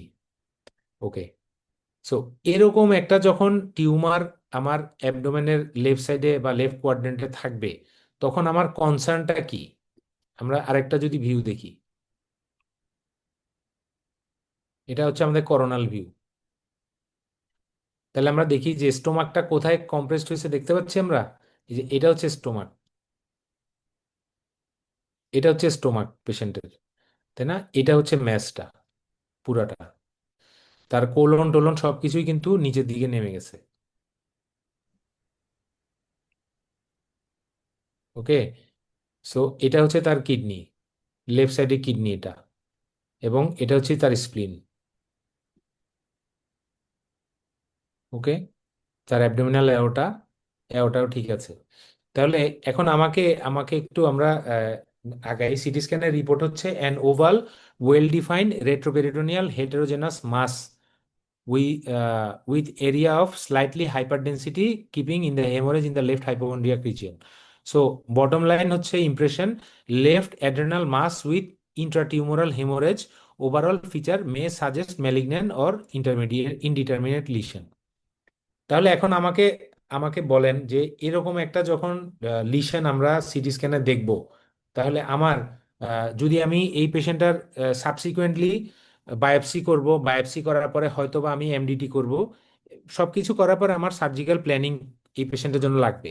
সার্জিক্যাল প্ল্যানিং যদি আমি করি এই পেশেন্টের, আমার কোন কোন স্ট্রাকচারগুলো দেখতে হবে, বা আমি কি কি স্ট্রাকচার দেখব আমার সার্জারিটা প্ল্যান করার জন্য? একটা লেফট সাইডে renal tumour, vein, sir renal vein আর ইনফিরিয়র ভেনা ক্যাভা ইনভলভমেন্ট আছে কিনা এটা দেখবো। Renal vein inferior vena cava, good. তারপর আর অপোজিট সাইডের কিডনি অ্যাড্রেনাল গ্ল্যান্ড ঠিক আছে কিনা স্যার এটা দেখবো। ভেরি গুড, দেখলাম। তারপর বোন স্ক্যান কি কি আর এটা কি বললো? বোন স্ক্যান মেটাস্টেসিস দেখার জন্য কি মেটাস্টাসিস? বোন স্ক্যান করব। বোন স্ক্যান? জি না, আমি সেটা বলতেছি না। আমি ডিসাইড করলাম এই পেশেন্টের এমডিটি হলো, বায়োপসি সবকিছু মিলায়ে সিদ্ধান্ত হলো সার্জারি করার, কাউন্সিলিং টাউন্সিলিং সবকিছু ডান। আমি সার্জন হিসেবে মানে কি কি স্ট্রাকচার দেখব দ্যাট উইল মেক ইট ইনঅপারেবল অথবা আনরিসেক্টেবল, যে কোন কোন involvement of the adjacent organ আছে কিনা স্যার এটা দেখবো কোন স্যার। অ্যাডজেসেন্ট অর্গান যেটা এটাকে মানে ইয়া করবে, আনরিসেক্টেবল করবে। Aorta major vessel involvement. Major aorta vessel involve বলতে কিনা, কি বুঝি আমরা? এওটাতে ইনভলভ আছে কিনা সেটা দেখবো, তাহলে আমরা ওটা আমরা কিন্তু আগেও একদিন ক্লাসে ডিসকাস ওটা করছি হবে যে না, ইনফিরিয়র ভেনা ক্যাভা। আল্লাহ আল্লাহ সাধারণ এওটাটাকে এমন ভাবে বানাইছে বা এমন জায়গায় রাখছে, ওটা ইনভলভ হওয়া খুবই আনলাইকলি, এক নাম্বার। আর দুই নাম্বার হচ্ছে এওটাতে এওটাতে ব্লাডের প্রেশার এত বেশি থাকে, ওখানে টিউমার কখনো যেতে পারে না। ঠিক আছে, ওকে। তাহলে জিওটাস আমাদের ভাষা হ্যাঁ, ক্রস করে চলে গেছে কিনা এটা দেখতে হবে। জিওটাস ভাষা ক্রস করে কোথায় যাবে? কিডনিতে। তাহলে আমি কিডনি নেফ্রেক্টমি সহ করব, অসুবিধে কি? স্প্লিন, স্টোমাক, তারপর হচ্ছে স্প্লিন সহ ফেলবেন, আপনি স্টোমাক সহ ফেলবেন। Inferior mesenteric artery, sorry inferior mesenteric hmm hmm superior mesenteric artery. IMP inferior mesenteric vein, splenic vein portal vein ওগুলো দেখতে হবে স্যার। লেফট সাইডে টিউমার, পোর্টাল ভেন তো রাইট সাইডে ফর্ম হয়। স্যার স্প্লিনিক ভেন দিয়ে আর কি, মানে স্প্লিনিক ভেন, তারপর স্প্লিনিক ভেন, আপনি স্প্লিনেক্টমি করবেন, এত বড় টিউমার, এটার সাথে তো স্প্লিন ফেলতে হবে না। Inferior mesenteric art vein. Inferior mesenteric vein, inferior mesenteric ভেইনও লাইগেট করলে অসুবিধা কি হবে? The superior mesenteric artery. If you will cover. ওকে, তাহলে আমরা ওই যে, SMA জি, গুড। তাহলে আমরা প্রথম থেকে যদি একটু চিন্তা করি যে একটা কন্ট্রাস্ট ফেজে আমাদের এরকম একটা লেফট সাইডে যখন ম্যাচ থাকবে, তখন আমরা প্রথমেই আমাদের মনে ভয় কি থাকে? সার্জনরা ভয় পায় কি আসলে? দুইটা জিনিস, তাই না? একটা হচ্ছে ইনফেকশন আর একটা হচ্ছে ব্লিডিং, তাই না? এই ইনফেকশন আর ব্লিডিং যদি না থাকতো তাহলে তো সার্জনরা হেড টু টো সব কিছুই করতে পারতো, মানে ভয় থাকতো না। তো ভয় তো দুইটা জিনিসের। তাহলে আমাকে এই ব্লিডিং এর কন্ট্রোল নিতে হলে আমাকে প্রথমে দুইটা জিনিস করতে হবে। একটা জিনিস হচ্ছে অ্যাবডোমিনাল অ্যাওর্টার যে ব্রাঞ্চগুলো আছে সেগুলোকে আমাকে ভালো করে আগে আইডেন্টিফাই করতে হবে। তাহলে অ্যাবডোমিনাল অ্যাওর্টার ভেন্ট্রাল ব্রাঞ্চে প্রথম কি জিনিস? Coeliac trunk. আমরা জানি যে সিলিয়াক ট্রাঙ্ক সাপ্লাই দিচ্ছে, এই যে আমরা দেখি, এই যে দেখতে পাচ্ছি আমরা, এই যে হোয়াইট যেটা, এটা হচ্ছে সিলিয়াক ট্রাঙ্ক। তাহলে সিলিয়াক ট্রাঙ্ক আমরা একটু আগেই বললাম, সিলিয়াক ট্রাঙ্কে তিনটা ব্রাঞ্চ থাকে। একটা যায় হচ্ছে হেপাটিক, এই যে ডান দিকে এটা গেল লিভারের দিকে, একটা গেল বাঁ দিকে, এটা গেল স্প্লিনের দিকে, আর আরেকটা যাবে স্টোমাকের দিকে। তাহলে এখন কোন কোন অর্গ্যানগুলা বা কোন জায়গায় ভেসেলটা ইনভলভ যদি হয়, যেমন কমন হেপাটিক আর্টারি যদি এখানে ইনভলভ হয়, তাহলে কিন্তু আমি এটা মানে রিসেক্টেবল হবে না, কারণ আপনি লিভারের সাপ্লাই তো আর মানে কম্প্রোমাইজ করতে পারবো না, তাই না? হ্যাঁ, স্প্লেনিক আর্টারি যদি ইনভলভ হয় আমি স্প্লিনেক্টমি করতে পারি, কিন্তু সিলিয়াক ট্রাঙ্ক যদি আবার ইনভলভ হয় তাহলে কিন্তু আমার সেটা কিন্তু আমার মানে রিসেক্ট করা সম্ভব হবে না। নেক্সট আসতেছি কি, সিলিয়াক ট্রাঙ্কের পরে আমার এই যে এটা হচ্ছে এসএমএ, ঠিক আছে? এই যে উপরেরটা ছিল সিলিয়াক ট্রাঙ্ক, এখন আসলো কি এসএমএ, এটা সুপিরিয়র মেজেন্টেরিক আর্টারি, তাই না? এই যে এটা হচ্ছে সুপিরিয়র মেজেন্টেরিক আর্টারি। তাহলে এই সুপিরিয়র মেজেন্টেরিক আর্টারিটা সাপ্লাই দিচ্ছে আমার ফোরগাটকে, তাই না? ফোরগাট কিন্তু আমার মানে জীবন ধারণের জন্য অথবা লাইফটার কম্প্রোমাইজ না করার জন্য ফোরগাটের সাপ্লাইটা খুব বেশি ইম্পর্টেন্ট। মানে ফোরগাটের মধ্যে আমার pancreas, duodenum, upper part of jejunum, এই সবগুলা জিনিস কিন্তু আমার ফোরগাটে। তাহলে ফোরগাটের সাপ্লাইটা আমার জন্য খুবই ভাইটাল, এবং ফোরগাটের এই ভেসেল যদি কম্প্রোমাইজ হয় তাহলে কিন্তু পেশেন্টের মানে সার্ভাইভাল বা এটাকে কি বলবো, আহ, মানে হ্যাঁ, মর্টালিটিটা অনেক বেশি বেড়ে যাবে, মর্টালিটি মরবিডিটি অনেক বেশি বেড়ে যাবে। এবং দেন এরপরে আসতেছে আমার ইনফিরিয়র মেজেন্টারিক আর্টারি, তাই না? আইএমএ। আইএমএটা অনেক নিচে সাধারণত, এই দিকের ভেসেলগুলা, এটা হচ্ছে আইএমএ। আমরা কি দেখতে পাচ্ছি? একটু একটু রাইটের দিকে এখন নামলো, যে বের হলো আয়োটা থেকে, এটা জি হচ্ছে স্যার। আইএমএ। হ্যাঁ, তাহলে আইএমএটা মানে সাধারণত এই টিউমারের সাথে মানে রিলেটেড হবে না, বা উপরের দিকে যখন টিউমার থাকবে তাহলে। তাহলে এই টিউমারটা আমরা দেখলাম যে ওর, এই টিউমারটা কিন্তু সিলিয়াক ট্রাঙ্ক থেকে ফ্রি, কমন হেপাটিক আর্টারি থেকে ফ্রি, এবং এসএমএও সম্পূর্ণ ফ্রি। তাহলে আমাদের মনে কিন্তু এখন একটু কনফিডেন্স আসছে কি, যে তার কোনো ভাস্কুলার ইনভলভমেন্ট নাই, মেজর কোনো ভেসেল ইনভলভমেন্ট নাই। ওকে, নেক্সট আসবে কি আমার ডিস্টাল প্যানক্রিয়াস। ডিস্টাল প্যানক্রিয়াস এখানে অবশ্যই ইনভলভ, এই যে আমি প্যানক্রিয়াস দেখতে পাচ্ছি, ডিস্টাল প্যানক্রিয়াস কিন্তু অবশ্যই ইনভলভ, এবং প্যানক্রিয়াসের ডিস্টাল প্যানক্রিয়াটেক্টমি লাগতে পারে। যেই পেশেন্টের ডিস্টাল প্যানক্রিয়াটেক্টমি লাগবে তার সাথে কিন্তু অবশ্যই পেশেন্টের স্প্লিনেক্টমিও প্রয়োজন হবে, কারণ এবং এটা স্প্লিনের হাইলামের সাথে এমনভাবে লাগানো, এই যে মাস এটা, এটা স্প্লিনের হাইলাম, স্প্লিনের হাইলামের সাথে এমনভাবে লাগানো, স্প্লিনেক্টমি আমাকে এটার সাথে করতেই হবে। আর ম্যাচটা তো অরিজিনই হয়েছে কিডনির আপার পোল থেকে। আমরা যদি করোনাল ভিউটা দেখি, এই যে এটা যদি কিডনি দেখি, আমরা কিডনির আপার পোল থেকেই কিন্তু পুরো মাসটা অরিজিন হয়েছে। তাহলে আমাকে এই পেশেন্টের যখন আমি সার্জারি প্ল্যান করব, আমার নেফ্রেক্টমি লাগবে, আমার স্প্লিনেক্টমি লাগবে, ডিস্টাল প্যানক্রিয়াসও ফেলতে হবে, এবং হয়তোবা হয়তোবা আমাদের স্টোমাকের কিছু অংশ রিসেক্ট করতে হতে পারে, এবং এর সাথে অ্যাডজেসেন্ট যেহেতু স্প্লিনের এইদিকে splenic flexure of the colon থাকবে, কোলনের কিছু অংশ হয়তোবা আমাদের রিসেক্ট করা লাগতে পারে। এতটুকু ইন্টেনশনই কিন্তু আমাদের থাকবে, বা মানে প্রিপারেশন থাকবে আমাদের। বোঝা গেছে? মানে লেফট সাইডে যখনই কোনো একটা বড় এরকম টিউমার থাকবে, আমি রাইট সাইডে পরে আসব, লেফট সাইডে যখনই এরকম কোনো একটা বড় retroperitoneal or intraperitoneal mass lesion থাকবে, তখন আমাদের ভেসেলের ক্ষেত্রে এই ভেসেলগুলা মানে শুরুতে দেখে নিতে হবে যেগুলো ফ্রি আছে কি নাই। ক্লিয়ার? Yes. ওকে, সো এই পেশেন্টটার সাবসিকুয়েন্টলি যখন সার্জারি করা হলো, যেখানে করা হয়েছে আর কি, তো এখানে দেখা গেল যে এটা তার স্প্লিন, এটা হলো পুরা মাস অ্যালং উইথ কিডনি, এবং বোঝা যাচ্ছে কিনা আমি জানি না, এইখানে হচ্ছে তার প্যানক্রিয়াটিক টিস্যু, এটা হচ্ছে কোলন, মানে splenic flexure of the colon সহ ফেলানো হয়েছে। Okay, so this is the whole specimen. Part of ডায়াফ্রামও এই পেশেন্টের মানে ফেলানো হয়েছিল আর কি, যে ডায়াফ্রামের কিছু অংশ মানে ইয়ে ছিল, ইনভলভ ছিল স্যার আর এটা কি। কি নেফ্রেক্টমি হয়েছে? অবশ্যই, মানে Yes, sir. কিডনির আপার পোল তো কিডনি সহই তো ফেলা হয়েছে, kidney, স্প্লিন, part of colon, distal pancreas, সব একসাথে। জি স্যার। ওকে, সো আর কারো যদি কোনো প্রশ্ন না থাকে আমরা নেক্সট সেগমেন্টটাতে যাই। আমরা এবারে আবার আরেকটা সিনারিও দেখি এবার। The 30-year-old male presented with abdominal pain, constipation. On examination, he was mildly anemic. Per abdomen, nothing significant was detected.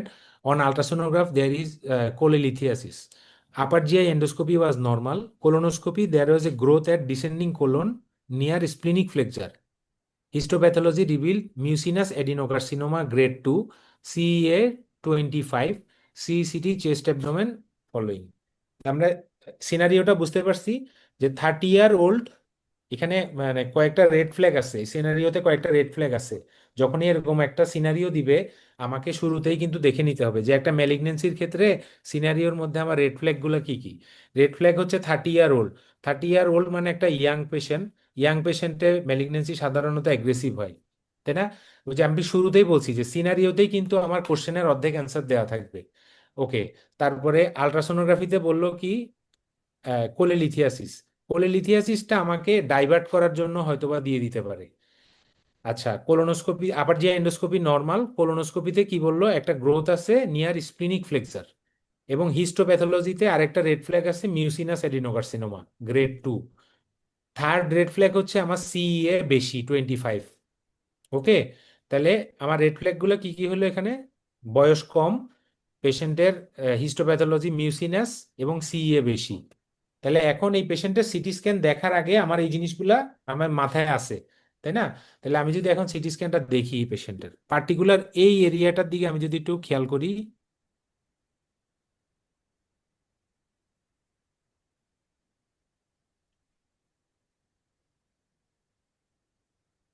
Can we, sir?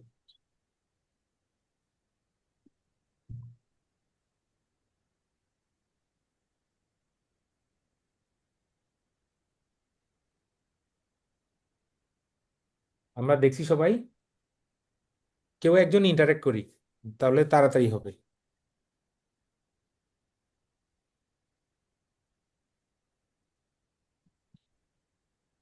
ওকে, তাহলে এখান থেকে লিস্ট 5 ইম্পর্টেন্ট ফাইন্ডিং, 5টা ইম্পর্টেন্ট ফাইন্ডিং বলেন।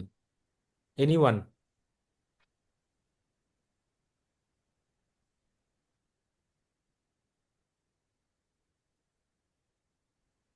এনিওয়ান?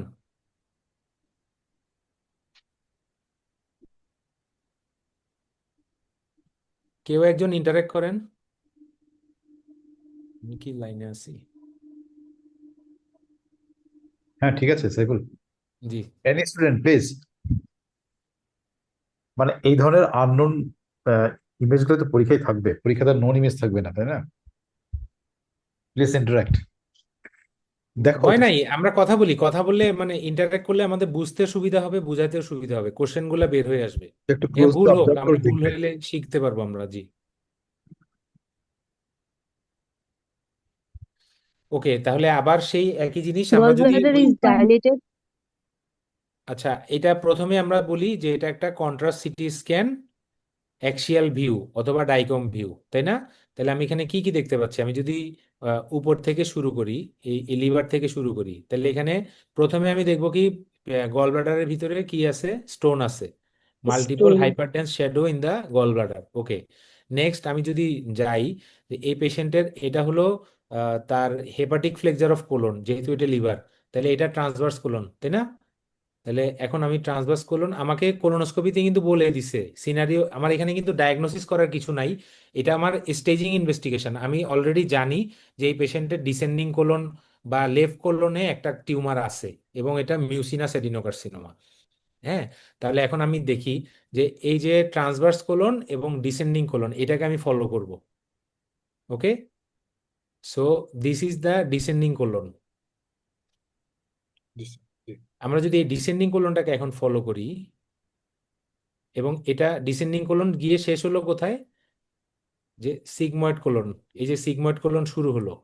তাহলে এই সিগময়েড কোলনে আমরা দেখতে পাচ্ছি যে তার পুরা লুমেনটা অলমোস্ট অবলিটারেটেড এবং replace by intramural hyperdense lesion with perilesional fat stranding hyperdense এবং মাল্টিপল কি বলবো মেজোকোলিক ফ্যাট ভাস্কুলার ক্লিয়ারিটিটা মানে ডিমিনিশড এবং multiple small nodule throughout the peritoneum. Okay, সবাই ক্লিয়ার তো?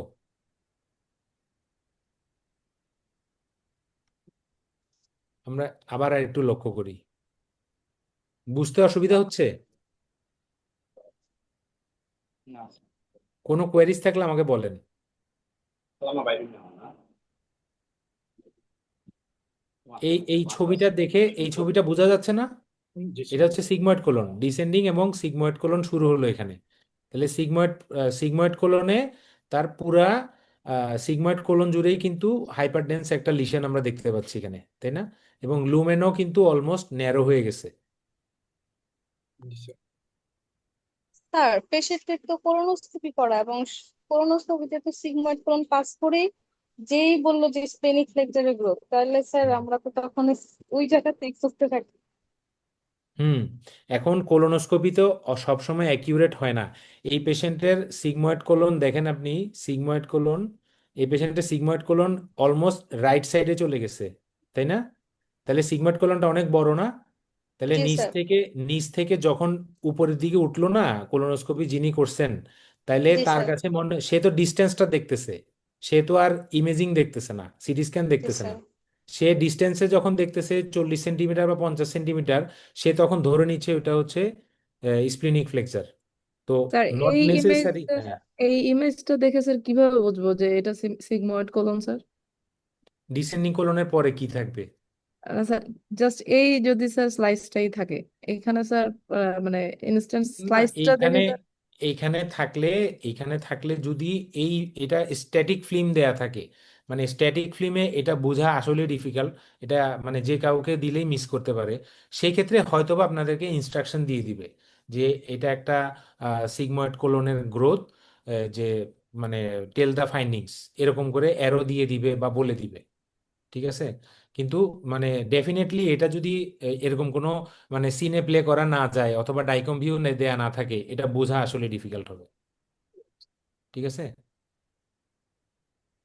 এই যে আমরা যদি দেখি এখান থেকে উপর থেকে ফলো করেন, এই যে এখান থেকে যদি আপনি ফলো করেন দেখেন এটা নিচের দিকে নামলো, নেমে নেমে নেমে এদিক থেকে এই দিক থেকে ফলো করেন, নেমে এটা নেমে কিন্তু উপরের দিকে গেল, এই যে দিকে আসলো, তাই না? জি স্যার, জি। এটাই হচ্ছে sigmoid colon, proximal sigmoid colon, মানে এই উপর থেকে নেমে সিগময়েড কোলন শুরু হলো এবং আলটিমেটলি এদিক দিয়ে গিয়ে এটা নিচে নামবে। ঠিক আছে, বলার উদ্দেশ্য হচ্ছে যে এই যে এরকম একটা ছবি যখন আমি দেখবো along with the red flag in the scenario, তখন আমার মাথায় কি কি প্রশ্ন আসবে? নর্মালি কি সিটি স্ক্যানে একটা সিগময়েড কোলনের অ্যাডিনোকার্সিনোমা এতটা হাইপারডেন্স হয়? জি না স্যার। না, জি না, হয় না। মিউসিনাস।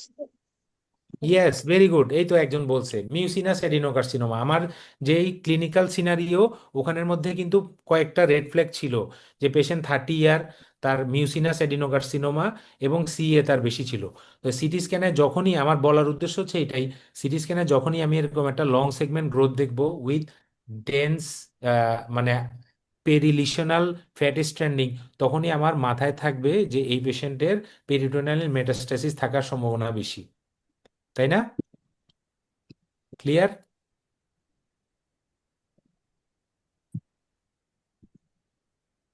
স্যার এটার জি মধ্যে যদি লুমেনটা দেখা যেত তাহলে আইডেন্টিফাই করতে আসলে সহজ হতো। এটা তো লুমেনটা একদম ফিতার মতো সরু হয়ে গেছে, এজন্য এটা একটা হুম সলিড জিনিস মনে হচ্ছে স্যার। হুম মানে সলিড জিনিস, কিন্তু এটা তো কন্টিনিউয়েশন তো আছে, তাই না? মানে এই ইমেজটা তো জি কারো স্যার। বানানো না, এটা তো রোগীরই ইমেজ, জি এটা স্যার। তো জি স্যার। আপনার কাছে আসলে আপনাকে ডায়াগনোস করতে হবে না। এখন জি কিন্তু স্যার। লুমেন বোঝা যাচ্ছে না, এখানে লুমেন বোঝা যাচ্ছে জি না। জি স্যার, এটাতে বোঝা যাচ্ছে। জি হ্যাঁ, স্যার। সেটাই আমি বললাম যে এটা স্ট্যাটিক একটা ফিল্ম দেখে কখনোই ডায়াগনোসিস করা যাবে না, তাই না? এটা যখন আমি এই মানে সিনে ভিউটা দেখবো বা ডাইকম ভিউটা দেখবো, তখনই আপনাকে পুরোটা দেখেই কিন্তু ডায়াগনোস করতে হবে। এনিওয়ে, এই ছবিটা দেওয়ার উদ্দেশ্য বা এই ভিউটা দেওয়ার উদ্দেশ্য হচ্ছে যে আমাদের ওই রেড ফ্ল্যাগ এবং এই ভিউ দেখে তাহলে আমার মাথায় আসবে কি যে এই পেশেন্টের পেরিটোনিয়াল মেটাস্টেসিস থাকার সম্ভাবনা আছে। তাহলে আমি এই পেশেন্টটার জন্য পরবর্তীতে আমার ট্রিটমেন্ট প্ল্যান কি হতে পারে? এনিওয়ান? নেক্সট ম্যানেজমেন্ট প্ল্যান কি হবে আমার? এমডিটি, তারপর হচ্ছে পেলিয়েটিভ। এমডিটি, তারপর new adjuvant at why new first. Adjuvant? Sir যদি cytoreductive peritoneum surgery plus hyper. Cytoreductive আচ্ছা সার্জারি ঠিক রাখতে আছে, আমরা ওইদিকে না যাই, এটা নিউ অ্যাডজুভেন্ট হতে পারে বা যে কোনো কিছুই হতে পারে। যে পেরিটোনিয়াল মেটাস্ট্যাসিস যখন মানে বলার উদ্দেশ্য হচ্ছে এটাই, এই পেশেন্টের এই লিশন হবে। এবং এই সিনারিও দেখে যে আমি পেরিটোনিয়াল মেটাস্ট্যাসিস সাসপেক্ট করছি। সো বিফোর এম্বার্কিং আপন ডেফিনিটিভ সার্জারি, অথবা আমি যদি সার্জারি করতে চাই, তাহলে এই পেশেন্টগুলোর ক্ষেত্রে আমি স্টেজিং ল্যাপারোস্কোপি করে নিতে পারি। তাহলে আমি যদি দেখি যে পেশেন্টের ডিফিউজ পেরিটোনিয়াল মেটাস্ট্যাসিস আছে, তাহলে আমার ল্যাপারোটমিটা এইসব পেশেন্টের ক্ষেত্রে অ্যাভয়েড করা যেতে পারে। এবং এটা অনেকগুলো ট্রায়ালে আসছে এবং অনগোয়িং ট্রায়ালে আছে, হয়তোবা সামনে গাইডলাইনেও চলে আসবে। এখনো পর্যন্ত স্টেজিং ল্যাপারোস্কোপি সিএ কোলনের ক্ষেত্রে ম্যান্ডেটরি না বা গাইডলাইন রিকমেন্ডেড না, কিন্তু অনেকগুলো অনগোয়িং ট্রায়াল চলতেছে। হ্যাঁ, তো হয়তোবা এটা আমরা নিজেদের জানার জন্য বলছি যে এই ধরনের পেশেন্টের গুলার ক্ষেত্রে আমরা স্টেজিং ল্যাপারোস্কোপি আগে থেকে করে নিতে পারি। ক্লিয়ার? সো এখন যদি আমরা চিন্তা করি যে একটা মিউসিনাস অ্যাডিনোকার্সিনোমা, সেটা কোলন হোক, রেকটাম হোক, স্টোমাক হোক, তার কিছু ডেফিনিট সিটি প্যাটার্ন আছে। সিটি স্ক্যানে কতগুলো জিনিস আছে যেগুলো দেখে আমরা বুঝতে পারি যেগুলো মিউসিনাস অ্যাডিনোকার্সিনোমা। যেমন 50% of the tumour is composed of extracellular mucin. Wall থিকেনিংটা অনেক বেশি মার্ক থাকে, bulkier and larger than non mucinous adenocarcinoma. অন্যান্য মানে অ্যাডিনোকার্সিনোমাতে লিশনগুলো কিন্তু এতটা বাল্কি হয় না, আমরা যে দেখলাম। May look partly solid or partly cystic, অনেক সময় এগুলাকে সলিড এবং সিস্টিক দেখা যেতে পারে। Solid tumour portion enhance after contrast, contrast দিলে টিউমারের পোর্শনটা যেহেতু আহ, মানে টিস্যু বেশি, সেল বেশি, ভাস্কুলারিটিটা অনেক বেড়ে যায়। মিউসিন পুল রিমেন রিলেটিভলি লো ডেন্সিটি। আর সবচেয়ে যেটা মানে হলমার্ক বলবো সেটা হচ্ছে ইন্ট্রামিউরাল ক্যালসিফিকেশন। যে এই পেশেন্টটার ক্ষেত্রে আমরা দেখতে পারি যে তার ইন্ট্রামিউরাল ক্যালসিফিকেশনের জন্য সবচেয়ে বেশি হাইপার ডেন্স হয়ে গেছে এই এরিয়াটা। সো এটা হচ্ছে টিপিক্যালি একটা মিউসিনাস অ্যাডিনোকার্সিনোমার CT scan finding in any hollow organ.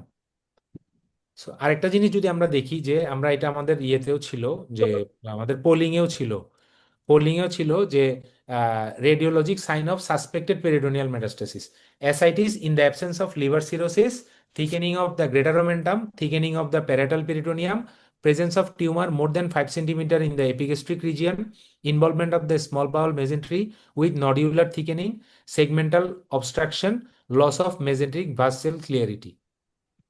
এই জিনিসগুলো যদি আমরা দেখি, আমাদের পোলিংও ছিল, তখনও কিন্তু আমরা সিটি স্ক্যানে সাসপেক্ট করব যে এই পেশেন্টের পেরিটোনিয়াল মেটাস্টেসিস থাকার সম্ভাবনা আছে।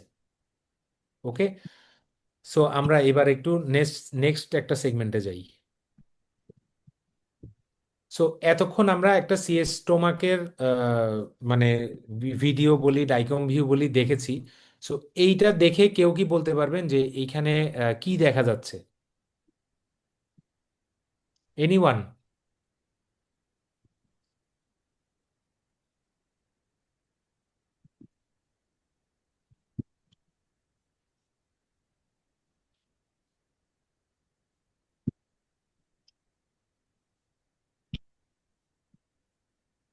বেশি কঠিন হয়ে যাচ্ছে, আচ্ছা আমি একটু হেল্প করি।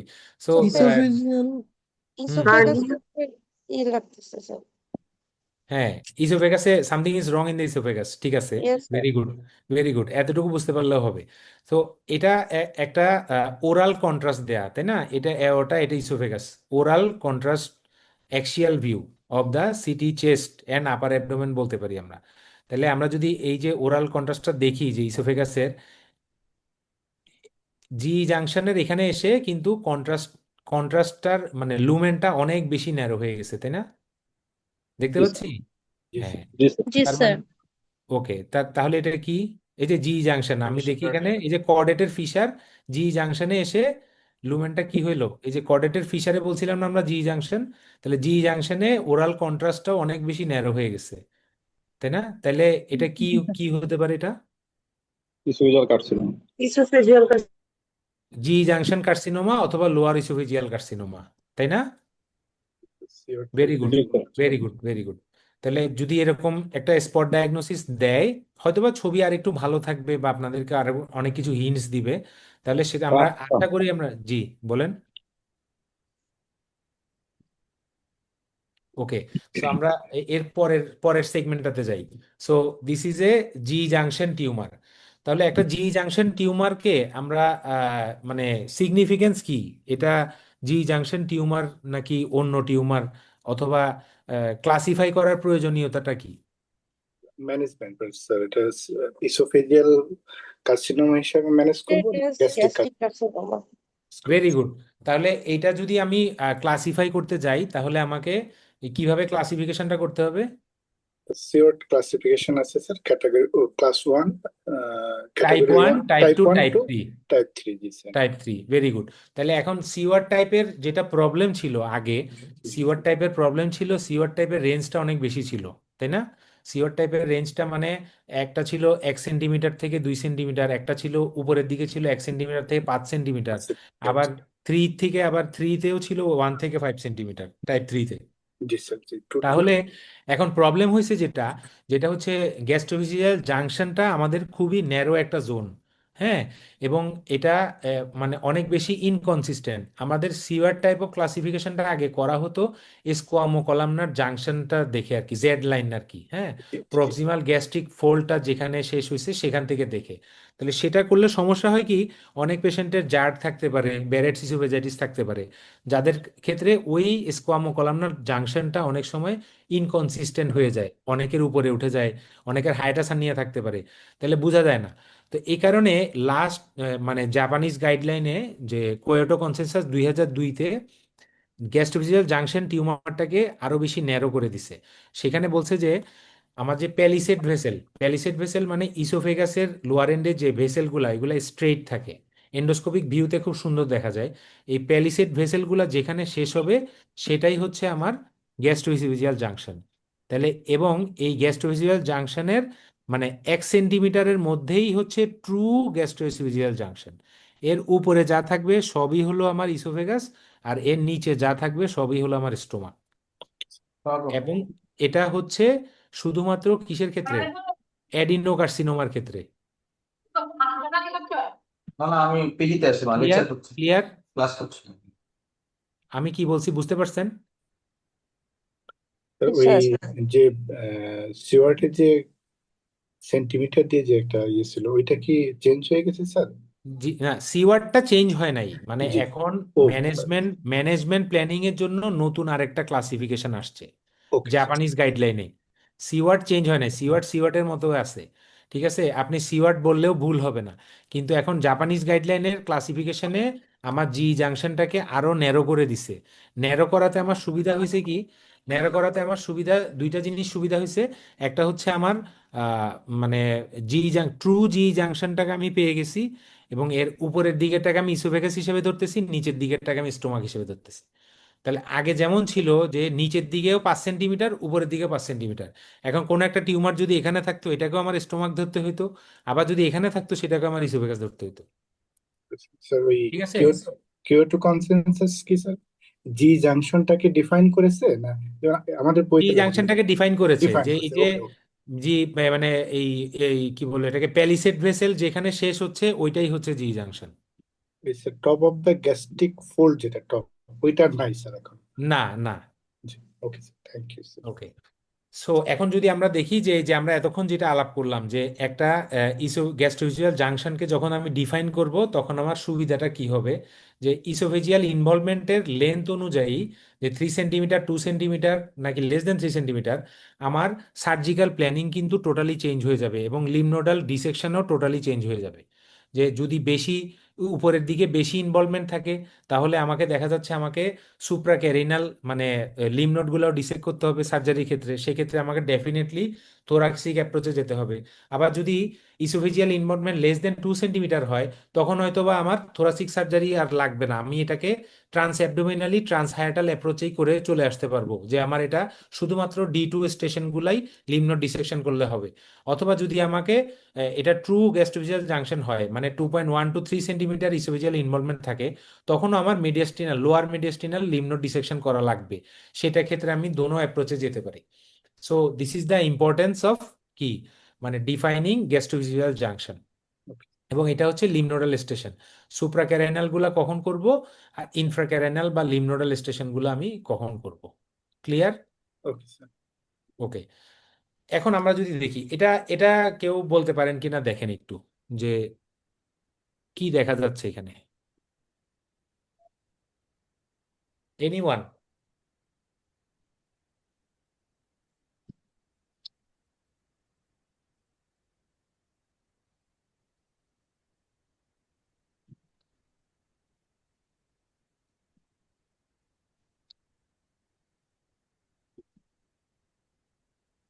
একটু ভালো করে খেয়াল করি আমার।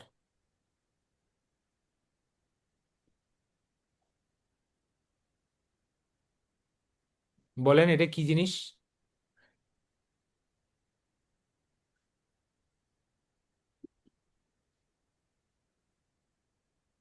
এটা একটা সিআরম ভিউ, মানে মানে সিআরমের একটা লাইভ ইমেজ আর কি, একটা পেশেন্টের লাইভ ইমেজ। আমি দেখতে পাচ্ছি পেশেন্টটার এখানে কতগুলো স্টেপলার লাইন দেখা যাচ্ছে, ঠিক আছে। আবার অ্যাবডোমেনের এদিকে কিছু স্টেপলার লাইন দেখা যাচ্ছে, এই যে অ্যাবডোমেনে এখানে স্টেপলার লাইন দেখা যাচ্ছে। তার মানে ডেফিনেটলি পেশেন্টটার কোনো সার্জারি হয়েছে, তাই না?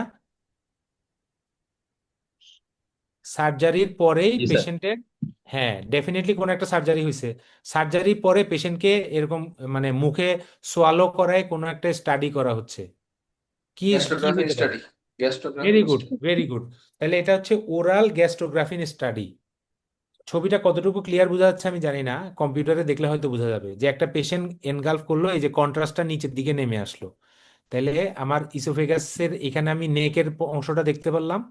এই ছবিটা যদি খেয়াল করি তাহলে আমি এই যে দেখেন মিডিয়াস্টিনামে যাচ্ছে, কন্ট্রাস্টটা মিডিয়াস্টিনামে নামলো। এবং ফাইনালি এই ছবিতে যদি আমি দেখি কন্ট্রাস্টটা আমার এখানে ডিউডেনাম জেজুনাম পর্যন্ত চলে আসছে, দেখা যাচ্ছে?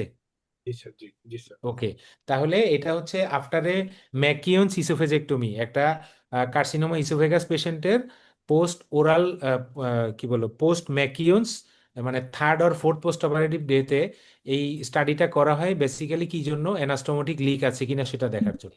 সো এইখানে মানে সচরাচর লিক এই নাই, ছবিগুলো, কোনো লিক নাই স্যার। জি না কোনো লিক নাই এখানে, মানে নো কন্ট্রাস্ট। আমরা এটা বলবো যে ডাইকম ভিউ অথবা oral Gastrografin coronal view showing no contrast leakage at any of the মানে কি বলে ভিউ অফ ইসোফেগাস, মানে neck portion of oesophagus mediastinum and finally the contrast freely moved on to the small gut and duodenum. ঠিক আছে, তাহলে মানে final impression যদি থাকে তাহলে আমরা বলতে পারবো যে no sign of anastomotic leakage.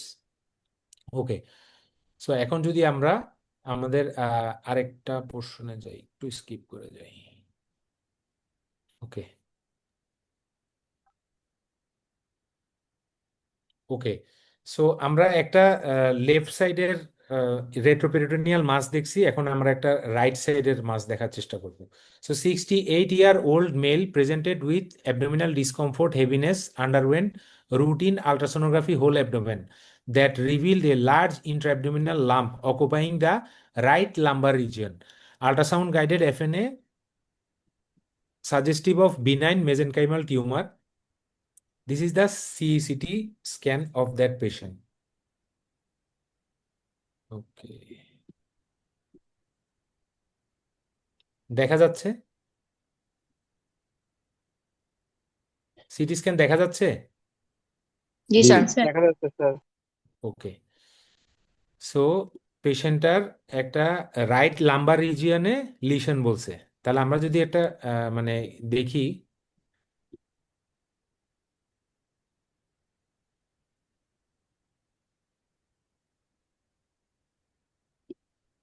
ওকে,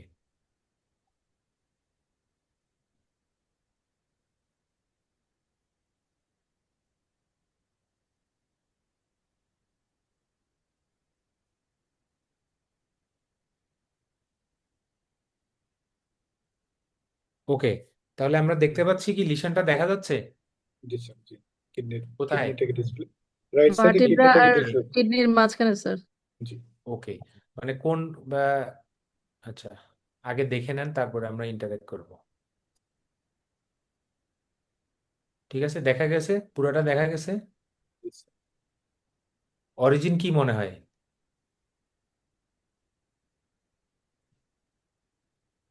যখন একটা এরকম একটা অ্যাবনর্মাল কোনো কিছু কোনো একটা ইমেজে দেখবো, তখন আমরা নর্মালি প্রথমে চিন্তা করব এই জায়গায় নর্মালি কি থাকার কথা ছিল, তাই না? ও আচ্ছা, এ- হ্যাঁ, এই জায়গায় নর্মালি কি থাকে? মাসল হ্যাঁ, মাসল কি থাকে? Muscle psoas psoas cross muscle mass. থাকে। আমরা এই পাশেটা দেখি, লেফট সাইডেটা দেখলেই তো বলতে পারছি, তাই না? জি স্যার, জি জি সোয়াস স্যার। মাসেল থাকে। তাহলে এখানে সোয়াস মাসেলটা তো দেখা যাচ্ছে না, দেখা যাচ্ছে জি না স্যার, না, এটা তার মাসল মানে হ্যাঁ, তাহলে প্রবাবলি এটা মাসকুলার অরিজিন, সোয়াসের মাসেল থেকে কোনো একটা মাসেল থেকে অ্যারাইজ করছে, তাই না? আচ্ছা, নেক্সট আমি দেখব যে এটার প্যাটার্নটা কেমন, মানে ওয়েল সার্কামস্ক্রাইব। এবং জি sir.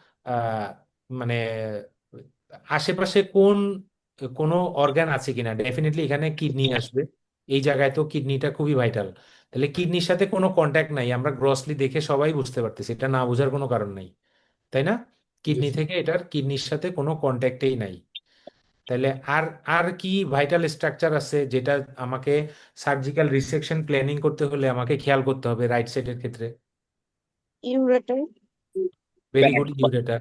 Gonadal vessel, gonadal vessel ureter, ureter. Gonadal vessel, iliac gonadal vessel, এগুলা ইন্টারনাল কি আইলিয়ার কিডনির সামনে থাকে না পেছনে থাকে? এগুলা কিডনির সামনে থাকবে না, মানে আমার লিশনটা তো কিডনির পেছনে, তাহলে এই পেশেন্টের ক্ষেত্রে ইউরেটার গোনাডাল ভেসেল ইনজুরি হওয়ার সম্ভাবনা একটু কম, তাই না? মানে আইলিয়াক লিশনটা তো, ভেসেল হ্যাঁ, লিশনটা কিডনির পেছনে। তারপরেও আমাকে, হ্যাঁ, আপনারা যেগুলো বলছেন প্রত্যেকটা জিনিসই কারেক্ট।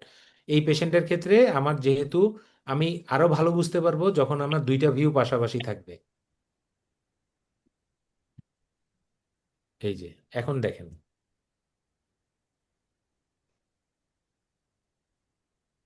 ওকে, সো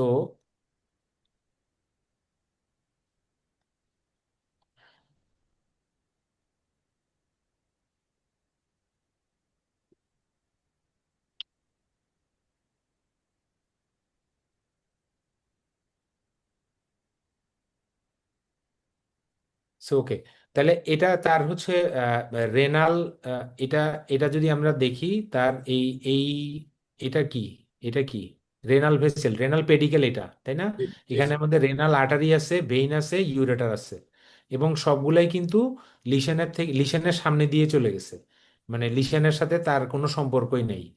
ওকে, আমরা দুনো পাশের ভিডিওটা, দুনো পাশেরটা যদি একসাথে দেখি, যে লিশনের সাথে ureter, right renal artery, right renal vein, কোনোটারই কোনো সম্পর্ক নাই। এরপরে নেক্সট থিং কি আসে, সেটা হচ্ছে এই জিনিসটা কি কেউ বলতে পারবে? এইটা হোয়াট ইজ দিস? কিডনির অ্যান্টেরিয়র রিলেশনে কি কি থাকে? ডিউডেনাম। Very good, duodenum. তাহলে এইটা হচ্ছে ডিউডেনাম। তাহলে আমাকে ডিউডেনামটা খেয়াল করতে হবে এখানে। এরপরে নেক্সট আমরা প্রথমটাতে বলছিলাম যে রাইট সাইডে বা ফোরগাটের ভেসেল সাপ্লাই কি আমাদের সুপিরিয়র মেজেন্টেরিক আর্টারি। অবশ্যই আমাদেরকে সেটাও দেখে নিতে হবে যে সুপিরিয়র মেজেন্টেরিক আর্টারিটা যদিও এত পেছনে আসবে না, তারপরেও ইভেন দেন আমরা দেখে নিব। এখানে আরেকটা জিনিস ইম্পর্টেন্ট, সেটা হচ্ছে যে আমাদের এই টিউমারের ডেফিনেটলি একটা ভেসেল আছে, ফিডিং ভেসেল যদি আমরা বলি, সেটা যদি আমরা কন্ট্রাস্ট ফেজে আইডেন্টিফাই করতে পারি, ডেফিনেটলি ভালো। তাহলে এই পেশেন্টটার ক্ষেত্রে সেই ফিডিং ভেসেলটা কি কি দেখা যায়, কেউ আইডেন্টিফাই করতে পারতেছেন? জি স্যার। দেখা কোনটা যাচ্ছে বলেন তো দেখি, কোনটা কোনটা? স্যার। এই যে এটা, পুরো সামনে দিয়ে চলে আসলো স্যার। হ্যাঁ স্যার। জি জি স্যার। কোনটা? এই যে এটা, এইটা, পার্টিকুলার এটা। বডির সামনে স্যার। Yes, very good. তাহলে এটা লাইকলি কোন ভেসেল মনে হয়? আমরা তো অ্যাবডোমিনাল অ্যাওর্টার ভেন্ট্রাল ব্রাঞ্চ বললেন তিনটা, সিলিয়াক, তারপরে হলো এসএমএ, আইএমএ। তাহলে স্যার এটা lateral lumbar very good, lumbar very good, very good. Lateral ব্রাঞ্চগুলো কি লাম্বার ব্রাঞ্চ, তাহলে এটা কি লাম্বার আর্টারি, তাই না? এই লাম্বার ভেসেলটাই কিন্তু এই টিউমারটাকে সাপ্লাই করছে। তাহলে আমাকে খেয়াল করতে হবে যে এই টিউমারটা যখন আমি এক্সারসাইজ করব, তখন আমাকে এই ভেসেলের কন্ট্রোলটা নিতে হতে পারে, অথবা আমি যদি ইনঅ্যাডভারেন্টলি এইটা নিয়েও আসি, তখন আমার হয়তোবা এই ভেসেলটা থেকে ব্লিডিং হওয়ার একটা চান্স থাকতে পারে। নেক্সট থিং, আরেকটা জিনিস, এই টিউমারটা যেহেতু মাসেল অরিজিন এবং ভার্টিব্রার সাথে খুব ক্লোজ কন্ট্যাক্টে আছে, তাই না? তাহলে এই ভার্টিব্রার যে ট্রান্সভার্স প্রসেস আছে, সেই ট্রান্সভার্স প্রসেসের মধ্যে টিউমারটা কতটুকু লাগানো, এবং আমি এটা কি R0 বা R1 হবে কিনা রিসেকশন, সেই অ্যাসেসমেন্টটাও কিন্তু আমাকে এখান থেকে করে নিতে হবে। ঠিক আছে, দেখেন।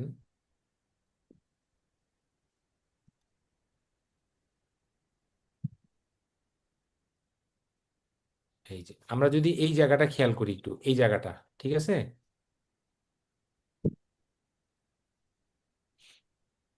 এই জায়গাটা যদি আমরা খেয়াল করি, যে এটা কিন্তু ভার্টিব্রাল বডির সাথে একেবারে ক্লোজ কন্ট্যাক্টে লাগানো আছে।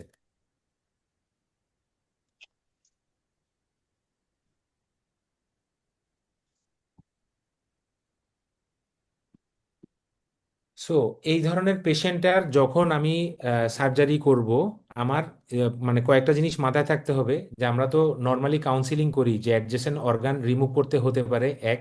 দুই নাম্বার হচ্ছে আমার R1 রিসেকশন হওয়ার একটা পসিবিলিটি থাকে, সেকেন্ড। থার্ড থিং হচ্ছে এরকম প্যারাভার্টিব্রাল রিলেশন যখন একটা থাকবে, যেমন দেখেন এই অংশটাতে, যে ভার্টিব্রাল ট্রান্সভার্স প্রসেসের সাথে কিন্তু মানে এমনভাবে লাগানো যে এই অংশটাতে আমার R1 রিসেকশন হওয়ার পসিবিলিটি খুব বেশি থাকে। তাহলে সেক্ষেত্রে আমাকে কিছু জিনিস মাথায় রাখতে হবে। সেটা কি, কাউন্সিলিং এর সময় আমি পেশেন্টকে কি কাউন্সিলিং করব, এরকম একটা যখন মানে লিশন আমি এক্সিশন করব বা সার্জারি প্ল্যান করব, পেশেন্টকে কি ধরনের সার্জিক্যাল কমপ্লিকেশনের অ্যান্টিসিপেট করে আমি পেশেন্টকে কাউন্সিলিং করব? Post operative paraplegia. প্যারাপ্লেজিয়া বললে তো রোগী অপারেশন করবে না, বলে আমি পঙ্গু হয়ে যাবো, অপারেশন করে লাভ কি? ব্লিডিং, হ্যাঁ, মানে তার পার্টিকুলার ওই লিম্বে একটু উইকনেস, নামনেস, প্যারাস্থেশিয়া, এই জিনিসগুলা হতে পারে। সেই জিনিসটার কাউন্সিলিংটাই আমাদেরকে একটু মানে আগে থেকে করে নিতে হবে। ক্লিয়ার? তাহলে আমরা রাইট সাইডের লিশন দেখলাম, লেফট সাইডের লিশন দেখলাম। এতটুকু পর্যন্ত কারো কোনো কোশ্চেন আছে? না থাকলে আমরা একটু নেক্সট সেগমেন্টটাতে যাই, রাতও অনেক হয়ে গেছে। ওকে, সো আমরা এরপরে একটা প্যানক্রিয়াটিক লিশন, যে প্যানক্রিয়াটিক একটা লিশন যখন থাকবে, যে আমরা ওই প্যানক্রিয়াটিক লিশনের ক্ষেত্রে বা প্যানক্রিয়াটিক কোনো একটা টিউমারের ক্ষেত্রে আমরা কোন কোন জিনিসগুলা দেখি বা কি কি দেখে আমরা ডিসাইড করি যে এই পেশেন্টটার লিশনটা রিসেক্টেবল, বর্ডারলাইন রিসেক্টেবল, আনরিসেক্টেবল। ওকে,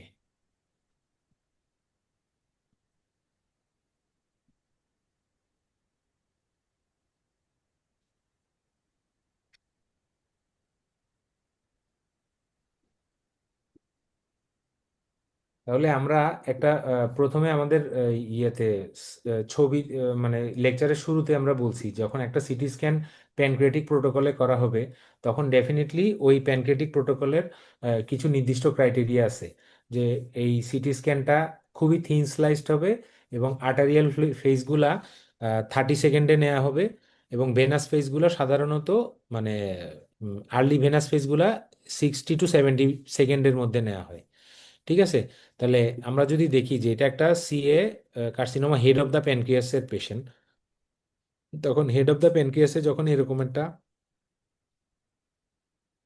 সিটি স্ক্যান আমাদেরকে দেয়া হবে, তাহলে শুরুতে আমরা কি দেখতে পাচ্ছি গ্রসলি এই পেশেন্টের? অ্যাসাইটিস আছে। ভেরি গুড, অ্যাসাইটিস আছে। ওকে, তাহলে আমাদের মাথায় কিন্তু অনেক কিছু স্ট্রাইক করবে। প্যানক্রিয়াটিক ক্যান্সার মানেই হচ্ছে অ্যাগ্রেসিভ ক্যান্সার। এই পেশেন্টের যখন স্যার আমি শুরুতে অ্যাসাইটিসটা কিভাবে দেখবেন স্যার? লিভারের পাশে যে জি জি এই যে জি এটা জি this. ওকে, সো এরকম যখন একটা এরকম ম্যালিগনেন্ট পেশেন্টের ক্ষেত্রে আমি অ্যাসাইটিস দেখব, তখন ওই যে আমরা যে বললাম যে পেরিটোনিয়াল মেটাস্টেসিসের কতগুলা সাইন থাকে না, যে একটা নন সিরোটিক পেশেন্টের অ্যাসাইটিস ম্যালিগনেন্ট পেশেন্ট, তখন আমার মাথায় আসবে কিন্তু যেটা সাসপেক্টেড পেরিটোনিয়াল মেটাস্টেসিস। এতক্ষণ আমরা যে সিটি স্ক্যানগুলো দেখছি কোনোটাতে কি আমরা এরকম ডার্টি হেজি দেখছি কোথাও? না ও স্যার। ওকে, না স্যার, তাহলে এটা কি ইন্ডিকেট করে? Sir peritoneal metastasis. Peritoneal metastasis. Very good, তাহলে আমরা যে পেরিটোনিয়াল মেটাস্টেসিসের কতগুলা সাইন পড়লাম এতক্ষণ, যে কি পড়ছিলাম যে ascites in the absence of cirrhosis, তারপরে লস অফ মেজেন্টেরিক ভাস্কুলার ক্লিয়ারিটি, তারপরে omental thickening, parietal peritoneum thickening. দেখেন এখানে প্যারাটাল পেরিটোনিয়ামটা অনেক থিকেন, তাই না? তাহলে এটা একটা কার্সিনোমা হেড অফ দ্য প্যানক্রিয়াসের পেশেন্ট। তার মানে আমি এটা দেখেই বুঝতে পারছি যে প্রবাবলি এই পেশেন্টের এটা এক্সটেন্সিভ মেটাস্টেসিস হয়ে গেছে, তাই না? যে মেজেন্টেরিক ভাস্কুলার ক্ল্যারিটি গুলো অনেকটা চলে গেছে। ওকে, সো এখন যদি আমরা দেখি যে লিশনটা কোথায় আছে,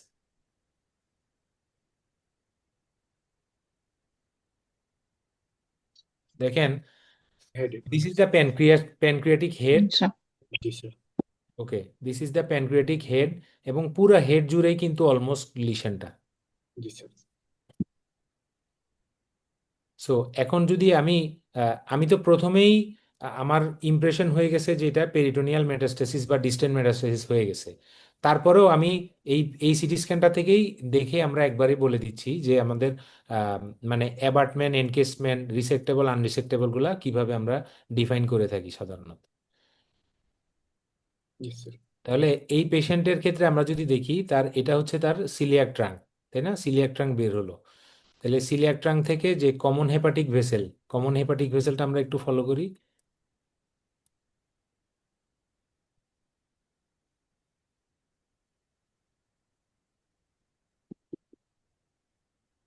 কমন হেপাটিকটা কি দেখা যাচ্ছে, ফলো করা যাচ্ছে? জি স্যার। কোথায়?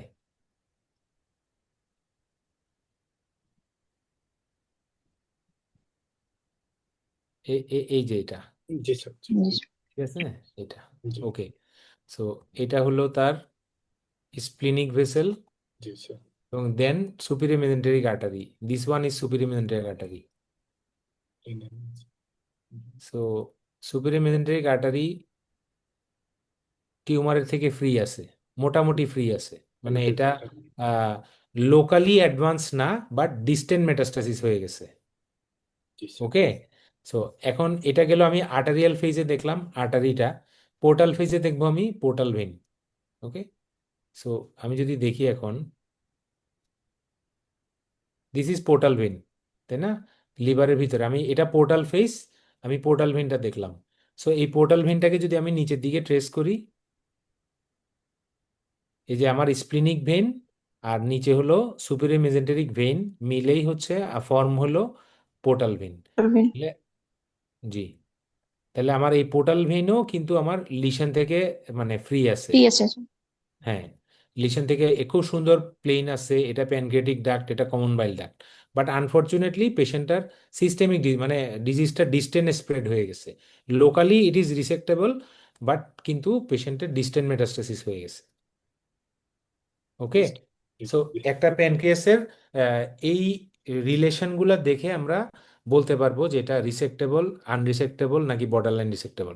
বর্ডারলাইন রিসেক্টেবল গুলা মানে সামওয়াট মানে খুব বেশি ভালো আমাদের এই কম্পিউটারগুলোতে বোঝা যায় না, সেটা আসলে আরেকটু ভালো রেজলিউশন, ভালো ডিসপ্লে থাকলে বুঝতে সুবিধা হয়। আমরা ওগুলাকে অনেক সময় আনরিসেক্টেবলই ধরে নিই, বাট ওটা বর্ডারলাইন রিসেক্টেবল দিয়ে থাকে।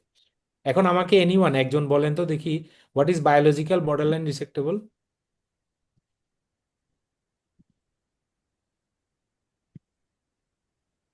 কেউ বলতে পারবে?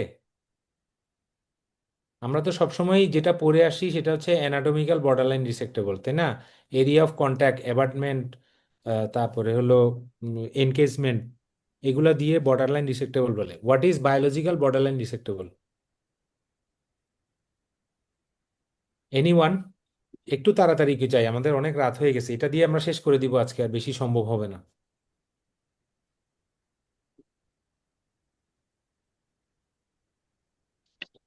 এনিওয়ান? বলে দাও। আচ্ছা, ওকে। সো বায়োলজিক্যাল বর্ডারলাইন রিসেক্টেবল আমরা কখন বলি? যখনই একটা মানে প্যানক্রিয়াটিক ক্যান্সার পেশেন্টের তার সিইএ যদি মোর দেন 500 থাকে, ঠিক আছে, তাহলে তার সিটি স্ক্যানে কিছু ডিস্টেন্ট মেটাস্টাসিসের ফিচার থাকবে, কিন্তু ওগুলা আমি বায়োপসি প্রুভেন করতে পারবো না, অথবা পেট স্ক্যানে দেখা যাবে অনেক বেশি এসইউভি ম্যাক্স, কিন্তু বায়োপসি প্রুভেন করা যায় নাই, এবং সিএ 99 অনেক বেশি, সেটাই হচ্ছে বায়োলজিক্যালি বর্ডারলাইন রিসেক্টেবল অথবা বায়োলজিক্যালি অ্যাগ্রেসিভ ট্রিটমেন্ট।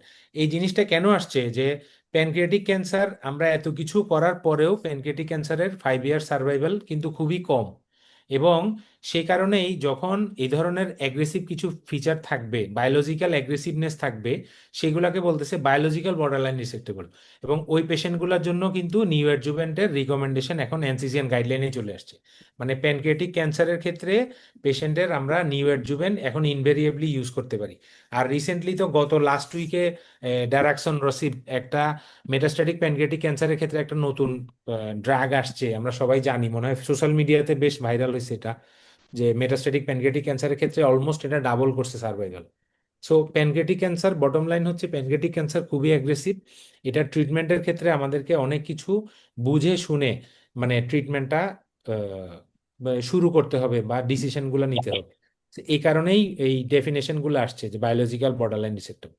আমরা আজ এইটা দিয়ে শেষ করে দিব যে হেপাটিক সেগমেন্টাল অ্যানাটমি। আমরা সবাই জানি যে লিভারে আমাদের মানে 8টা সেগমেন্ট আছে, এবং এটাকে কুইনেট সেগমেন্ট বলে, এবং এইটা খুব হলমার্ক একটা ছবি, সবাই জানি আমরা, যে কর্ডেটটাকে যদি আমি থাম ধরি, আমার একটা ফিস্টকে আমি আমার এই নাকেলের উপর থেকে নিচ পর্যন্ত সেগমেন্ট 2, 3, 4A, 4B, 5, 6 নিচে, 7, 8 উপরে। সো এখন এটাকে যদি আমরা কিভাবে ভাগ করি, নর্মালি এই জিনিসটাকে ভাগ করা হয় কিন্তু আমার এই যে মানে ভার্টিক্যালি আমি এটাকে ভাগ করতেছি আমার লিভার ভেনা ক্যাভার থেকে হেপাটিক ভেইনের ব্রাঞ্চগুলো, ট্রিবিউটারিজ গুলো দিয়ে। সো আমি লম্বালম্বি যদি দেখি, এখানে আমার মিডল হেপাটিক ভেইন, এটা মিডল হেপাটিক ভেইন, এটা লেফট হেপাটিক ভেইন, এটা রাইট হেপাটিক ভেইন। তাহলে লেফট হেপাটিক ভেইনটা ভাগ করছে আমার সেগমেন্ট 2, 3 সাথে সেগমেন্ট 4A, B কে, আর মিডল হেপাটিক ভেইন যেটা, সেটা সেগমেন্ট 4AB থেকে সেগমেন্ট 5 আর 8 কে ভাগ করতেছে। আর যেটা রাইট হেপাটিক ভেইন, সেটা ভাগ করতেছে আমার সেগমেন্ট 5, 8 থেকে সেগমেন্ট 7 আর 6 কে। ওকে, তাহলে এখন এটা গেল আমার ভার্টিক্যাল। আর এই যে হরাইজন্টাল যে ডিভিশনটা, সেটা হচ্ছে পোর্টাল ভেইন, নিচ থেকে আসতেছে portal vein, right portal vein, আর এটা হলো left portal vein. Right portal vein আর লেফট পোর্টাল ভেইন তখন আমার 2 আর 3 এর মাঝখানে ভাগ করতেছে, 4A, 4B কে ভাগ করতেছে, 5 আর 8 কে ভাগ করতেছে, 6 আর 7 কে ভাগ করতেছে। ওকে, সো এখন এই জিনিসটা কিন্তু এখন আর মানে বলার সুযোগ নাই যে এটা হেপাটোবিলিয়ারি সার্জারিতে লাগবে, জেনারেল সার্জারিতে লাগবে না, কারণ এই ছবিটা কিন্তু বেলি ল্যাব থেকে নেওয়া। সো বেলি ল্যাবে যখন যে ছবিটা থাকবে, ওইটা আপনাদের পরীক্ষায় আসার সম্ভাবনাও আছে। এবং একটা ম্যাচিউর পোস্ট গ্রাজুয়েশন স্টুডেন্ট কখনোই বলবে না যে মাল্টিপল লিভার মেটস অথবা রাইট লোবে মেটস আছে, সে ডেফিনেটলি ওইটাকে একটা সেগমেন্ট ওয়াইজ বা সেগমেন্টে ডিফাইন করে বলবে। ঠিক আছে, ওকে, তাহলে আমরা আজকে একটু ব্রিফলি দেখার চেষ্টা করি যে একটা লিভারের সেগমেন্ট কিভাবে ভাগ করা যায়।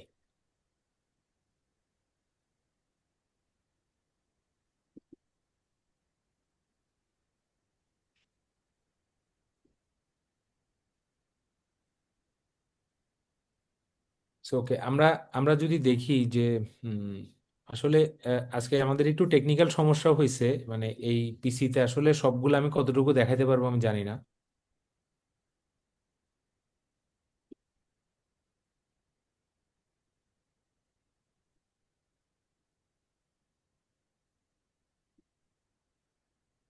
আমরা কি আছি, সবাই আছি তো না? একটু ইন্টারেক্ট করব। জি জি স্যার। জি জি তাহলে আমাকে দুইটা জিনিস বের করতে হবে, তাই না? একটা হলো পোর্টাল ফেজ আর একটা হলো ভেনাস ফেজ। ভেনাস ফেজে আমরা দেখবো ইনফিরিয়র ভেনা ক্যাভা। ইনফিরিয়র ভেনা ক্যাভা আমাকে কিভাবে ডিভাইড করে? ভার্টিক্যালি ডিভাইড করে। তাহলে ভার্টিক্যালি ডিভাইড করতে হলে আমাকে ভেনা ক্যাভাটা আনতে হবে আগে, আর ওই পাশে ডিভাইড করতে হবে পোর্টাল ভেন দিয়ে।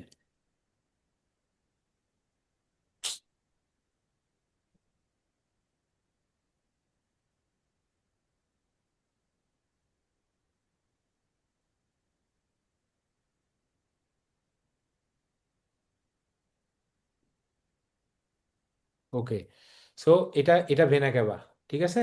এটা হচ্ছে আমার ভেনা ক্যাভা। আর আহ, পোর্টাল। হ্যাঁ, এখানে হচ্ছে আমার পোর্টাল ভেন। এটা হলো আমার রাইট পোর্টাল ভেন, এটা হলো লেফট পোর্টাল ভেন, এটা হলো লেফট পোর্টাল ভেন, ঠিক আছে? এই যে পোর্টাল ভেন এখানে ফর্ম হলো স্প্লিনিক ভেন দিয়ে, পোর্টাল ভেন আমার উপরে চলে গেল, তাই না? তাহলে একটা লিশন যখন, আমি যদি লিভারটাকে উপর থেকে দেখা শুরু করি, উপর থেকে যদি আমি দেখা শুরু করি, উপর থেকে দেখা শুরু করলে আমার প্রথমে কি কি থাকবে?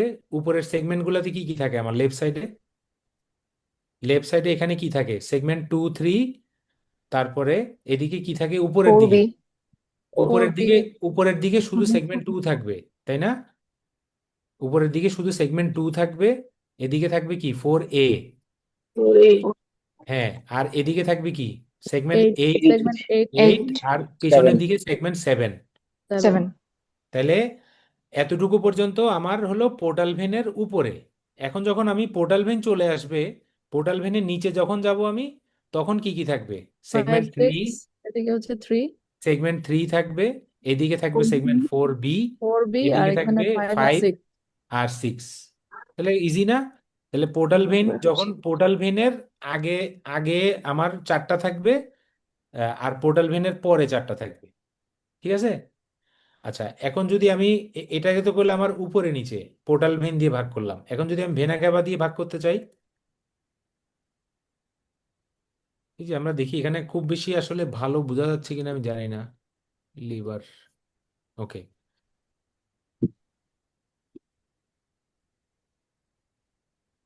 ওকে, এইখানে আমরা একটা ভেন দেখতে পাচ্ছি, একটু একটু আহ,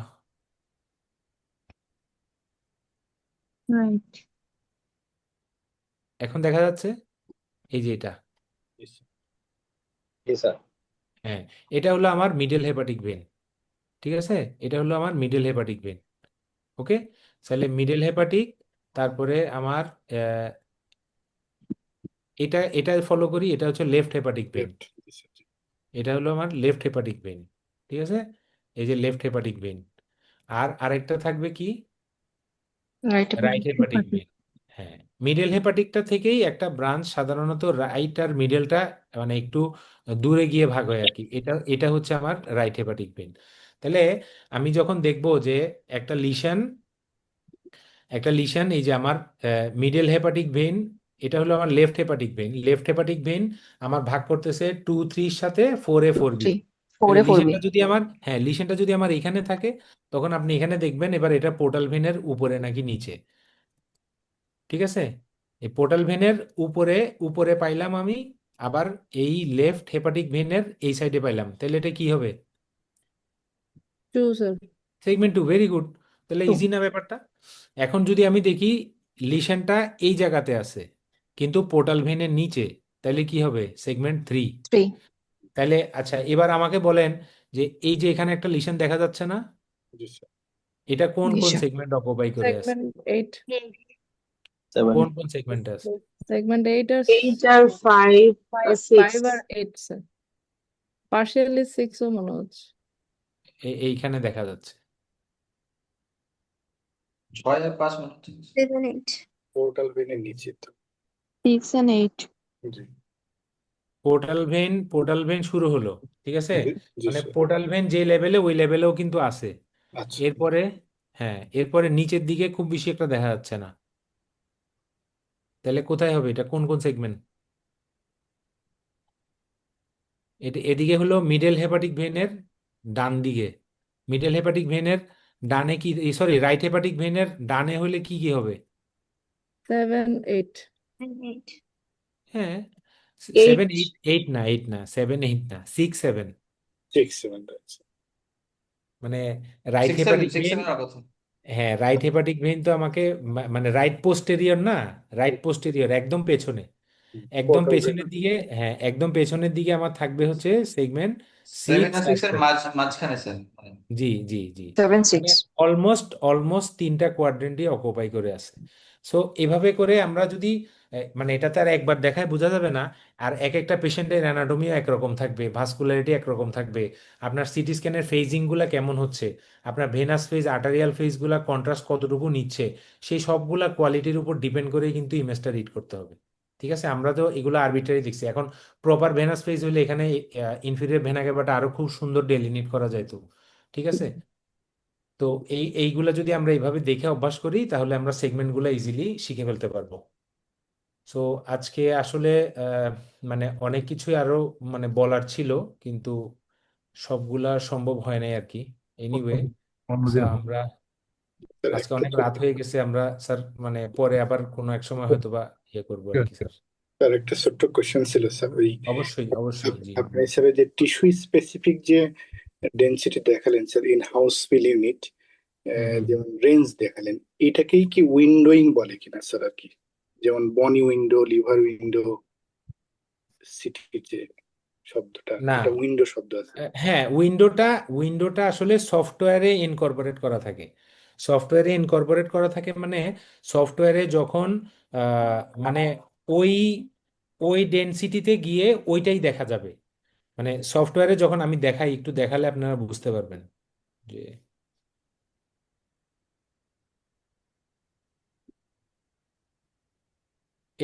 যেমন এই পেশেন্টটার, তাই না, আমি যদি নর্মালি দেখি, নর্মালি এখানে দেখা যাচ্ছে, জি নর্মালি স্যার। এখানে আমার ডিফল্ট উইন্ডোতে লিভারের ডেনসিটিটা আমি কত দেখতে পাচ্ছি, দেখেন এখানে 80, তাই না, এই জি যে 80, জি স্যার, জি হ্যাঁ 80, 80 80 না, দেখা যাচ্ছে না, জি। হ্যাঁ দেখা যাচ্ছে। এখন যদি আমি এটাকে লিভারের উইন্ডো ডিফল্ট করে দিই, দেখেন আমার যে উইন্ডোয়িং এর জন্য কিন্তু আমার ডেনসিটির কম বেশি হয় নাই, কিন্তু লিভার। হ্যাঁ, উইন্ডোইং এর কারণে আমার লিভারের ডেনসিটির কম বেশি হয় নাই, কিন্তু আমার সুবিধা হয়েছে কি উইন্ডো করাতে, যে এই উইন্ডোটাতে আমি শুধুমাত্র লিভারটাকেই ভালোভাবে দেখতে পাচ্তেছি, অন্য অর্গানগুলো এখানে একটু মানে হাইপো হয়ে গেছে। বুঝতে পারছি। এটাই হচ্ছে উইন্ডোইং, এবং এটা সম্পূর্ণ সফটওয়্যারের উপরে, এটা আপনার এখান থেকে করার কিছু নাই, এটা সফটওয়্যার যেভাবে করে দিবে।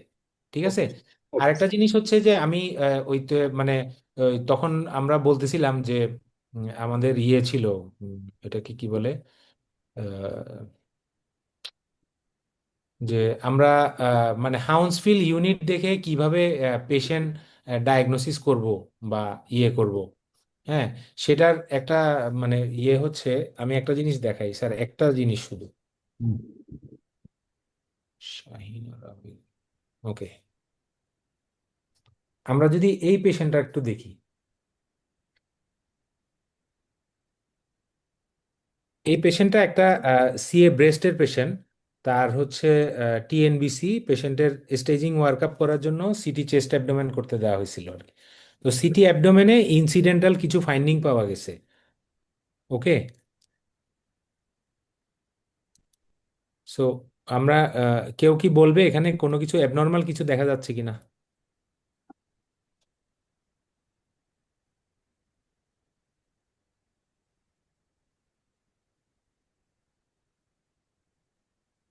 আমাদের এই যে প্যানক্রিয়াসটা তো আমরা সবাই দেখতে পাচ্ছি, তাই না? জি স্যার, জি স্যার। প্যানক্রিয়াসের বডির উপরের দিকে কোনো কিছু দেখা যাচ্ছে, এই যে এখানে,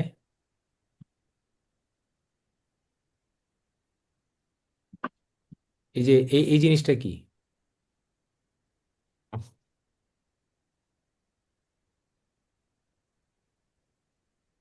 কেউ কি বলতে পারবে এটা কি জিনিস?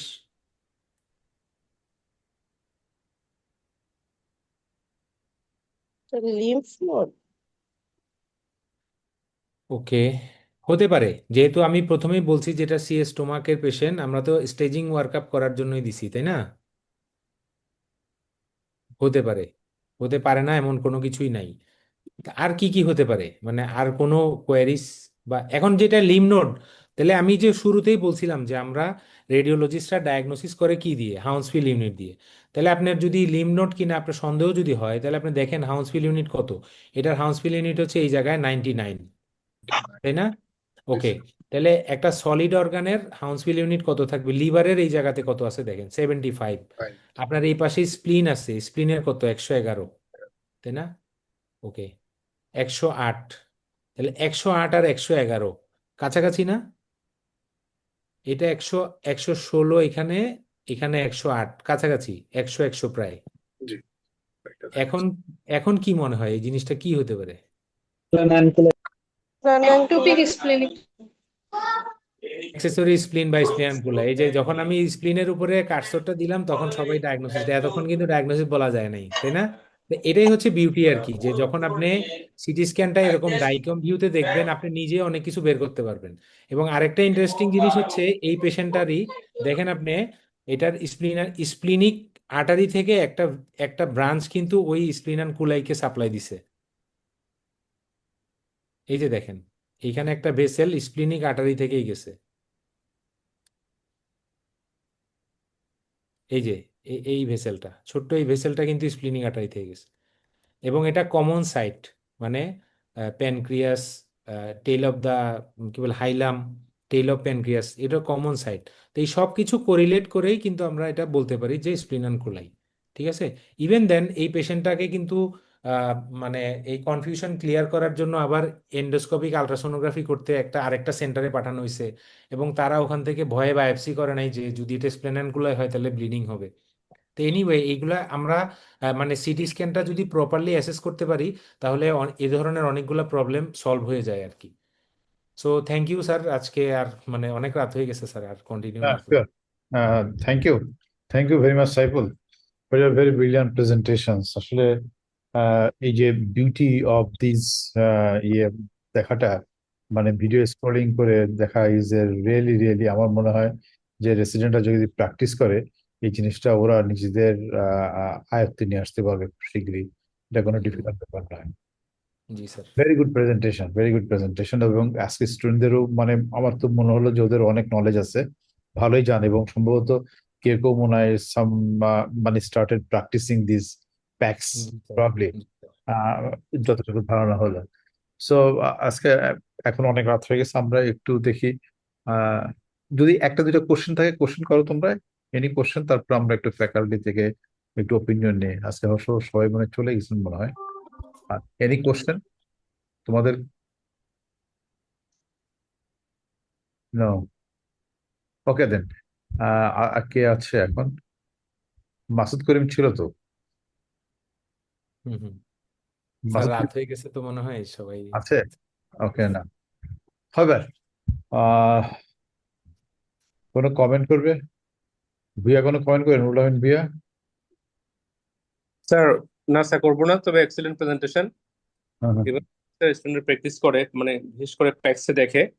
আমার হ্যাঁ। মনে হয় স্যার একদিনে তো আর হবে না, করতে করতে এবং অ্যানাটমির সাথে রিলেশন করে পেশেন্টের অন্যান্য ফাইন্ডিং সবগুলা রিপোর্টের সাথে কোরিলেট করে আস্তে আস্তে স্যার স্কিলটা ডেভেলপ করবে আর কি। তবে স্যার প্যাক্সের কোনো বিকল্প নাই, মানে এটা মেইন কথা হলো এটাই আর কি। এক্স্যাক্টলি। ফিল্মে আমরা কখনোই এত ইন্টারপ্রিটেশন বা এত ফাইন্ডিংস কখনোই পাবো না। কখনই পাওয়া যাবে না, কারণ যেভাবে সাইফুল দেখিয়েছে ফ্যান্টাস্টিক ওয়ান। ওকে, জি স্যার। ওকে দেন আমরা আজকে শেষ করি, উইথ দিস ফিউ ওয়ার্ডস আমরা শেষ করছি।